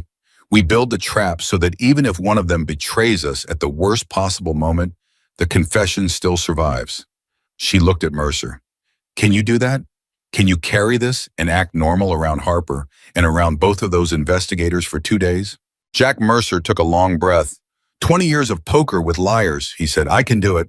Good, Claire said, because tomorrow we do a dry run, and I'm going to watch both of those investigators very, very closely. A person hiding a betrayal can control their face. They can control their words. But there's always a moment, one small moment, where the truth leaks out. I've spent my whole life learning to see that moment. Her eyes were cold and steady. I'll find out which one it is, and then I'll decide what to do about it. The next day, Claire ran the dry run, and she watched the two investigators the entire time, and she learned nothing. Both of them were flawless. Both of them were professional, competent, exactly what Harper had promised. Neither of them slipped. Neither of them gave her the moment she was looking for. And that in itself told Claire something chilling. Whichever one it is, she told Mercer that night, they're good, better than Kane, maybe better than Reese in their own way, because Reese fought me in the open. This person is sitting at my table eating my food, calling me by my first name, and lying to me with a face I can't read. She was quiet for a moment. I've been lied to by professionals before, Jack. But this is different. This one knows I'm the kind of person who watches. So they're not just hiding a lie. They're hiding it from someone who hunts liars for a living. And they're doing it well. So what do we do? And Claire Donovan looked out into the dark toward the valley, toward the road that Richard Caldwell would climb in a matter of hours, and she made the hardest call of the entire plan. We let Caldwell come, she said. We spring the trap. We get the confession. And we do it all while one of the two people responsible for preserving that confession is working for the enemy. She turned to Mercer. It's a coin flip, Jack, 50-50. One of those investigators makes sure the truth survives. The other makes sure it dies on this mountain. And I have to run the most important operation of my life not knowing which is which. That's insane, Mercer breathed. That's every operation I've ever run, Claire said simply. You never have all the information. You never know which piece is going to break. You just build the plan strong enough that it survives the piece that breaks, and then you execute, and you adapt, and you trust yourself to see the moment when it comes. She looked at him. And it always comes, Jack. The moment. The betrayer always makes a move. And when this one does, I'll be watching. And I'll be faster. The morning of the meeting arrived, and with it came Richard Caldwell. They saw his vehicle on Noah's screens, a single black car, climbing the logging road exactly as promised, one man coming to collect his victory. And at the base of the mountain, out of sight, Noah's sensors picked up the other thing Caldwell had promised. A team, waiting, ready to turn the mountain into a grave if anything went wrong. He came alone up the road, Noah reported, just like he said. But there's a full team at the base. 15, maybe 20, heavy. If he gives the signal, they come up fast. Then we make sure he never gives the signal, Claire said. She checked her positions one last time. The investigators, hidden one of them a traitor. Harper steady unaware. Mercer carrying the secret, playing his part. Ryan and Lucas and Noah in their places. The cameras running. The recordings encrypted and streaming to 3 separate secure locations Harper had arranged, so that even if the mountain fell, the truth would already be gone, already out, already beyond Caldwell's reach. She had built the plan as strong as she could build it. Now she had to execute it with a traitor at her table and an army at her gate, and the most powerful man in America climbing the road to gloat.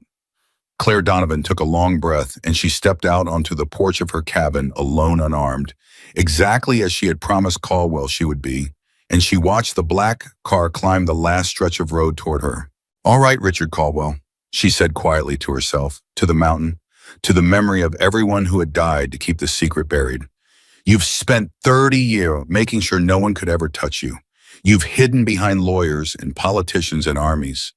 You've never once had to answer for a single thing you've done." The car stopped at the bottom of her drive. The door opened, and Richard Caldwell stepped out onto Claire Donovan's mountain, straightening his expensive coat, wearing the confident, hungry smile of a man who had come to watch his enemy kneel. "That ends today," Claire said. "One way or another, it ends on this mountain today." And she walked down the steps to meet him. Richard Caldwell looked at Claire Donovan the way a man looks at a mountain he's finally about to level. "So," he said, smiling and spreading his hands, "the ghost of Bitterroot Mountain, in the flesh. I expected someone taller." "People usually do," Claire said. "You know, I've thought about you a great deal these past weeks," Caldwell said, walking in closer. Comfortable, unhurried, a man completely certain of the ground beneath his feet. "2 teams. Reese himself. You cost me a fortune. You embarrassed me in front of people I do not enjoy being embarrassed in front of." He stopped a few feet from her. "And yet here we are. You called me. You offered to hand it all over, so I have to ask before we do our business. What broke you after everything? What finally made you pick up the phone?" And Claire looked at him, and she gave him exactly the answer his pride wanted to hear. "You did," she said quietly. "You never stop. I win and you send more. I win again and you send more. I have 5 people up here. I love Mr. Caldwell. And I finally did the math. I can beat your armies forever, but sooner or later one of them gets through and I bury someone I care about." She let her shoulders drop just slightly, just enough. "I'm tired. I'm 61 years old. I don't want to die on this mountain, and I don't want them to die either. So yes, I'll trade you the files for our lives. That's the deal."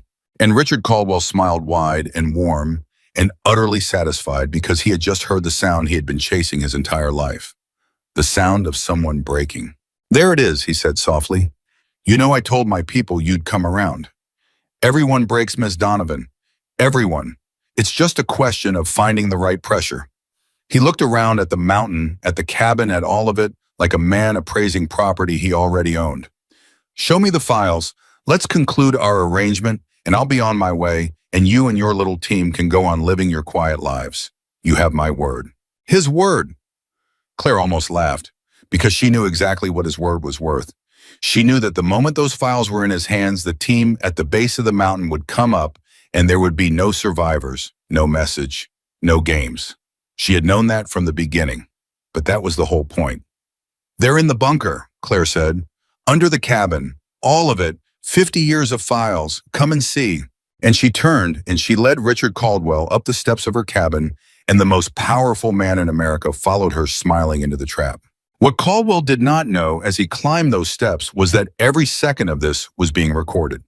Cameras in the walls, microphones in the beams, feeds streaming encrypted to 3 separate secure locations Harper had arranged, so that even if this mountain burned to ash, the record was already gone, already safe, already beyond reach. He did not know that 2 federal investigators were hidden close enough to hear every word. He did not know that one of them was there to preserve the truth and the other possibly to bury it. and that Claire still did not know which was which. He did not know any of it. He walked into her cabin like he owned it, and Claire pulled back the rug and she entered the sequence and the heavy lock released, and the cold air rose out of the dark. Down there, she said. Caldwell peered down the steps into the bunker, and his eyes lit up because he could see them. The cabinets, the cases, the 50 years of murdered truth that had haunted him for 6 years. My God, he breathed. It's all here. It's really all here.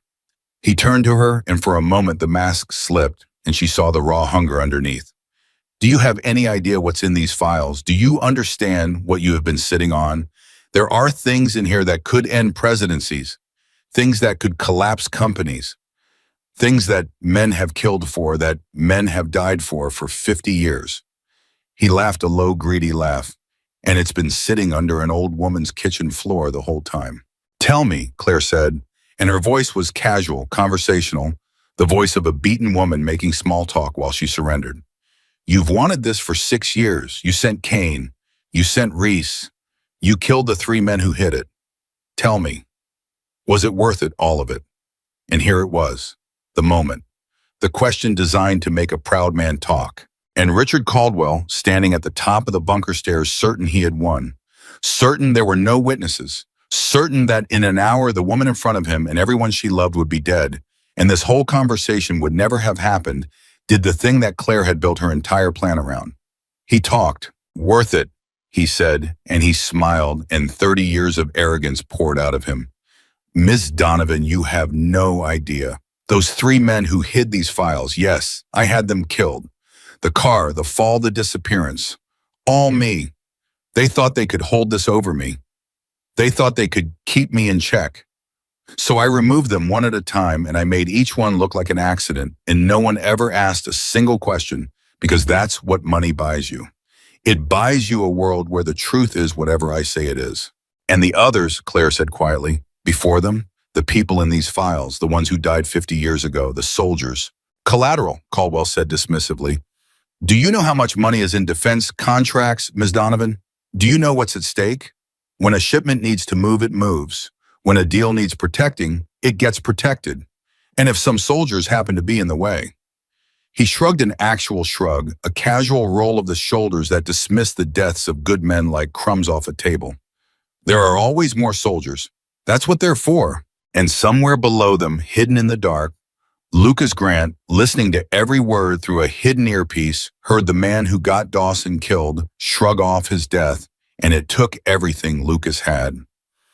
Everything not to come out of the shadows right then and end it with his bare hands. But he held, because Claire had told him to hold, because the plan was bigger than his rage. Say a name, Claire said, and her voice stayed casual, and only she knew what it cost her. Just so I understand, one of those deals you protected, one of those times soldiers were in the way. Give me one, a real one. And Caldwell, drunk on his own victory, gave her one. He named the operation. He named the year. He named the shipment in the contract in the men who had died to protect it. And he named, without knowing it, the exact mission that had killed Dawson and half of Claire's team 6 years ago. He laid it all out casually, proudly, a man bragging to an audience he believed would be dead within the hour. That one cost me 11 soldiers, Caldwell said. Bad intel, we told the families. An honest mistake, a tragedy. He smiled. It wasn't a mistake. It was a decision. My decision. Those men died so a shipment I had a financial interest in could reach its destination without an inspection. And I made that decision the way I make all of them, easily, because that's what it takes to be me, Ms. Donovan. That's the thing people like you never understand. Somebody has to be willing to make the hard choices. And I have never once lost a night's sleep over any of them. And there it was, a full confession, the murders of the 3 men who hid the files, the deaths of the soldiers 50 years ago, and the specific operation that had killed Dawson, named in detail by the man responsible in front of hidden cameras, hidden microphones, and federal witnesses. It was everything. It was more than everything. And Claire Donovan looked at Richard Caldwell, and she let the beaten, tired mask fall away from her face, and something else came up underneath it, something cold and clear and absolutely triumphant. Thank you, she said quietly. That's exactly what I needed. Caldwell's smile flickered. What did you say? I said thank you, Claire repeated. Every word of that, Mr. Caldwell. The 3 men you had killed. The soldiers. The operation that killed my people 6 years ago. Every single word. She took a step back from him. It's all on camera. Every syllable. Cameras in these walls. Microphones in these beams. And it's not just recording. It's streaming right now to 3 separate secure locations so that even if you burn this whole mountain down, what you just said is already gone. Already out. Already somewhere you will never ever reach it. The blood drained from Richard Caldwell's face. You're lying, he said. You know I'm not, Claire said. You felt it, didn't you? The whole time you were talking, some small part of you wondered why the beaten old woman kept asking such specific questions, kept asking for names, kept asking for details. She smiled without warmth. Pride is a funny thing, Mr. Caldwell. It's the strongest force in a man like you, and it's also the blindest. You couldn't resist telling me how you won. You couldn't resist watching me lose. And in the 10 minutes it took you to gloat, you handed me the one thing 30 years of lawyers and politicians and armies could never protect you from. The truth, said a voice from the dark, and Colonel William Harper stepped out of the shadows. Caldwell spun. And federal witnesses, Harper said, who heard every word with their own ears. He gestured, and from 2 hidden positions, the 2 federal investigators emerged credentials. Out faces grim, the faces of people who had waited their entire careers for this exact moment. Caldwell's head whipped from one to the other, and his composure, 30 years of unshakable composure, began to crack. You put, he said, staring at the investigators. You're supposed to. He caught himself, but Claire didn't miss it. Nobody missed it. You're supposed to. 2 words that told Claire everything. Because one of those 2 investigators Caldwell had expected to be on his side. One of them, he had been told, was his. And in his shock, in his panic, he had almost said so out loud. And now, watching his face, watching where his eyes went, watching which of the 2 investigators Caldwell looked at with betrayal and which he looked at with fear, Claire finally saw the moment she had been waiting for. The moment the betrayer always gives. Not from the traitor, from Caldwell. Because Caldwell's eyes locked desperate and accusing on the investigators standing to Harper's left. The one Caldwell had been promised would make this problem disappear. The one who was supposed to make sure no confession ever left this mountain. You were supposed to handle this, Caldwell said to him, the words spilling out before he could stop them. I paid you a fortune. You told me she was walking into my trap, not the other way around. And the investigator on Harper's left went pale. And Harper turned to stare at him, and 6 years of grief and betrayal crashed down on the old man all at once because he had trusted this person for 20 years, had staked his life on this person, and now in the space of a single sentence, the truth came out. You, Harper whispered. It was you, all these years, when the evidence kept disappearing before it reached a courtroom, when the cases against Caldwell kept falling apart. It was you, wasn't it? You were his the whole time. And the traitor did the only thing left to him. He went for his weapon. But Claire Donovan had been watching him for 2 days waiting for exactly this, and she was faster. She was always faster. Before his hand even reached his holster, she had crossed the distance and had him disarmed and on the ground, and the second investigator, the real one, the true one, had a knee in his back and cuffs on his wrists a second later. 20 years, the true investigator said grimly, cuffing his former colleague. 20 years you sold us out. 20 years the cases died and we never knew why. He hauled the man up. It's over now. You're going down with him. And Richard Caldwell stood at the top of the bunker stairs, watching the last piece of his protection collapse. And for the first time in 30 years, the certainty in his eyes gave way to something he had made 10,000 other people feel and had never once felt himself. Fear. You don't understand, Caldwell said, and his voice had changed, the smooth confidence gone replaced by something desperate. You can't do this. Do you have any idea who I am? Who I know? I have senators. I have generals. I have people who will make all of this disappear. You think a recording matters? You think witnesses matter? I have made bigger things than this vanish 100 times. Not this time, Claire said, and she nodded to Jack Mercer, who stepped out of the shadows in full uniform, his badge catching the light. Richard Caldwell, Sheriff Mercer said, and his voice was steady and clear, and 20 years of the law lived in it. You're under arrest. Caldwell laughed a desperate, disbelieving laugh. A county sheriff, he said. A county sheriff is going to arrest me. Do you have any idea how fast my lawyers will bury you? Do you have any idea how far out of your depth you are, you small town nobody? Maybe, Mercer said. But see, here's the thing about being a small town nobody. Mr. Caldwell, nobody's ever bothered to buy me. Nobody thought I was worth the money. He pulled out his cuffs. And the confession you just gave isn't going to a county courtroom. It's already in the hands of the federal investigators standing right here. It's already streaming to 3 secure locations. And by tomorrow morning, it's going to be in the hands of every honest journalist and prosecutor in the country.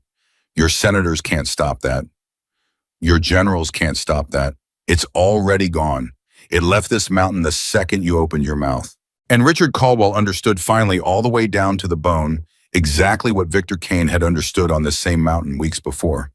He understood that he was not in control, that for the first time in his life, the thing was already done, that already beyond him, already out of his hands. He turned to Claire, and it was almost pleading now. Whatever they're paying you, he said, whatever this is about, I can pay more. I can pay you more than you've ever dreamed. A number. Name a number. Any number. I'll triple it. I'll make you and everyone on this mountain wealthy beyond imagining. Just stop this. Kill the streams. Let me walk down this mountain and you'll never want for anything again for the rest of your life. And Claire Donovan looked at the most powerful man in America offering her everything, and she felt nothing but a quiet, tired disgust. You still don't understand, she said, after everything. You still think this is about money. She shook her head slowly. I don't want your money, Mr. Caldwell. I never wanted your money, and I don't even want revenge, though God knows the people on this mountain have earned it. She stepped closer to him. You know what I want. What I've wanted for 6 years alone on this mountain, guarding this secret. Caldwell stared at her, uncomprehending. I want the truth to survive, Claire said simply. That's all. That's the whole thing. 3 people died hiding these files because they believed the truth was worth dying for. 11 soldiers died in an operation you ordered, including men I loved like family. And for 6 years, I've watched powerful men like you bury the truth over and over because you all believe the same thing, that the truth is just another thing that can be bought or hidden or killed. Her voice was quiet and absolutely certain. I called you up this mountain to prove you wrong, not with a rifle, with the truth itself, to prove that even the most powerful man in America can't bury it forever, that it survives you, that it outlasts you, that in the end it wins. She stepped back. Take him, she said. And as Sheriff Mercer put the cuffs on Richard Caldwell's wrists, the man who had spent 30 years untouchable, the man who had ordered the deaths of soldiers and shrugged the man who had killed 3 good men and slept soundly every night, finally faced the one thing his money could not buy and his power could not break. Consequences. But it was not over yet, because at the base of the mountain, Caldwell's team was still waiting. 15, maybe 20 heavily armed men waiting for a signal, ready to turn the mountain into a grave. And on Noah's screens deep in the cabin, the sensors lit up. Claire, Noah's voice came through the earpiece, tight and urgent. The team at the base, they're moving, coming up the mountain, fast. All of them. Did Caldwell signal them? Claire asked. No, Noah said. He didn't have time, but they've been listening. He was wearing a wire of his own, a 2-way. His people heard the whole thing. They know it's gone wrong. They're not coming to rescue him. A pause. They're coming to clean up. All of it. Everyone. Him included, probably. Dead men don't stand trial. And there it was, the final twist. Caldwell's own men coming to erase everyone on the mountain, including Caldwell himself, because that was the only way left to make sure no confession ever reached a courtroom. A dead billionaire and a burned mountain and no witnesses left alive.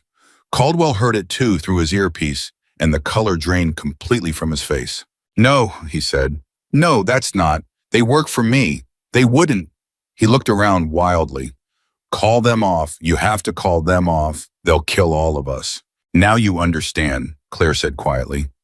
Now at the very end, you finally understand. This is the machine you built, Mr. Caldwell. This is exactly the world you made. A world where the truth gets buried and the witnesses get erased and nobody ever answers for anything. And now that machine is coming up the mountain for you the same way you sent it up this mountain for me.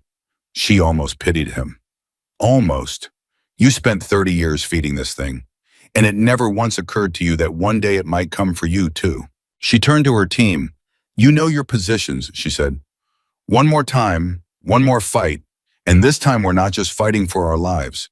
We're fighting for everyone those men ever hurt and everyone they were about to hurt.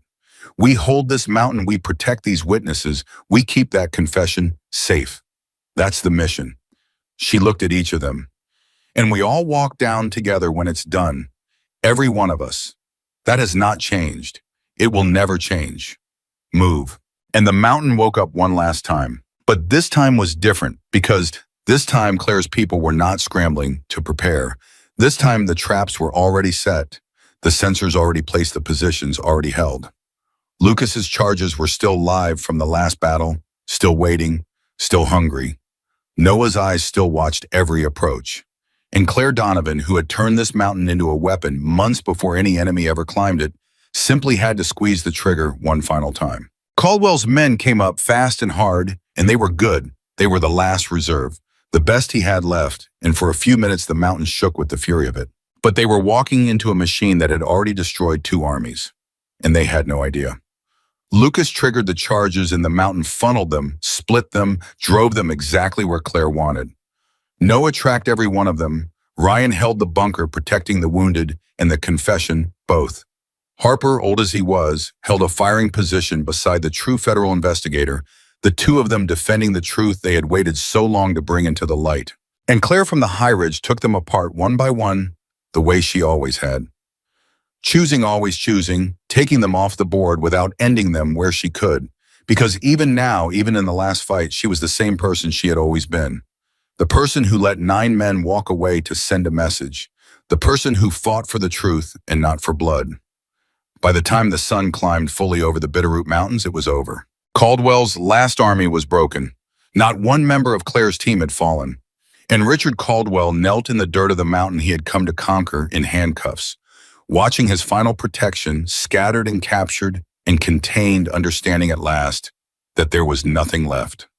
No lawyers, no senators, no generals, no armies, nothing between him and the truth he had spent his whole life running from. The federal investigators, the real one, and the arrested traitor both were taken down the mountain, under Sheriff Mercer's guard, along with Caldwell himself, along with the men who had come to erase them all. And behind them, in 3 secure locations across the country, the confession waited, already gone, already safe, already beyond the reach of any power on earth. The bunker became the largest corruption investigation in modern American history. 50 years of files brought into the light at last. The murders of the 3 men who hid them, confessed on tape. The deaths of 11 soldiers, including Dawson, admitted by the man who ordered them. And a web of corruption, illegal contracts, assassinations, and cover-ups, stretching back half a century, finally after all this time exposed to a country that had never known. Senators fell, generals fell, companies collapsed.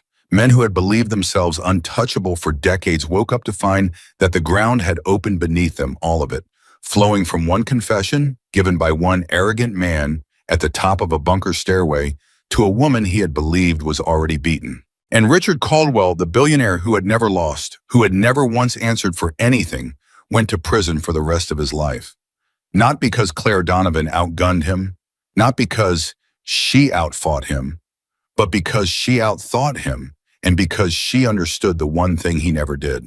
That the truth is patient, that the truth is stronger than any army, and that even the most powerful man in the world cannot bury it forever if just one person is willing to guard it and wait and refuse to let it die. In the weeks that followed, the legend of the ghost of Bitterroot Mountain spread through the intelligence community and then beyond it into the country itself, though. The woman at the center of it wanted no part of the fame. She never gave an interview. She never told her story. She let the files speak and the confessions speak and the courtroom speak, and she stayed on her mountain quiet the way she had always wanted to be. But she was not alone anymore. Ryan Walker stayed. The medic who had grieved her for 6 years could not bring himself to leave her again, and so he did not. And the two of them, the ghost and the healer, became the closest of friends in the years that followed. Noah Pierce came and went the way Noah always did, appearing on her ridge without warning and disappearing without goodbye, but always coming back. Lucas Grant, who had carried Dawson's death for 2 years, finally set it down because the man responsible had answered for it at last, and a peace came over Lucas that his friends had feared they would never see. And Colonel William Harper, the old officer who had never believed in her, spent the last good years of his life as her friend, and before those years were done, he said the words to her plainly one more time, and this time all the way through. "I was wrong about you, Claire," he said. "I was wrong from the first day I met you, and I was wrong every day after, and the greatest privilege of my life was being proven wrong by you over and over until I finally understood. You were the best I ever commanded. You were the best of all of us. And this country will never know your name, but it's a better country because you were in it." And Claire, who did not cry, sat with the old man on her porch and let those words land and did not answer for a long time because she did not trust her voice. And when she finally did answer, all she said was, "Thank you, Colonel. That's worth more than you know." Sheriff Jack Mercer went back to his valley, back to his little station, back to the ordinary work of a small county lawman. But he was not the same, and he never would be, because he had climbed a mountain to arrest an old woman, and instead he had helped bring down an empire, and he had learned up there in the dark the thing his father and his grandfather had tried to teach him all along, that the law only means something if it means the same thing for everyone, the powerful and the powerless, the billionaire and the old woman on the mountain. He had a photograph on his wall after that, not of a handshake with a powerful man, of a sunrise over the Bitterroots and 5 tired people standing on a ridge alive. And Claire Donovan got her silence back. The mountain went quiet again the way it had been before Victor Kane ever cut her fence. The creek ran clear once more, healed over time. The seasons turned. And on the mornings when the light came over the Bitterroots, Claire stood on her porch with a cup of black coffee, the way she always had, and she watched the world wake up, and for the first time in a very long time, the quiet was not the quiet of hiding. It was the quiet of peace. Because the war she had carried alone for 6 years was finally over. Not because she had killed her enemies. She had killed almost none of them. But because she had done something far harder and far rarer and far more powerful than killing. She had made the truth survive. She had proven once and for all that no amount of money and no amount of power and no army on earth can bury the truth forever, so long as there is one person left with the courage to guard it and the patience to wait and the will to refuse no matter the case to let it die. The greatest victory of Claire Donovan's life was never a shot she fired. It was never an enemy she defeated. It was never a battle she won on that mountain, though she won them all. The greatest victory of her life was this simple, unbreakable fact proven on a mountain in Idaho for anyone with the courage to see it. The truth cannot be buried forever, and in the end it always wins.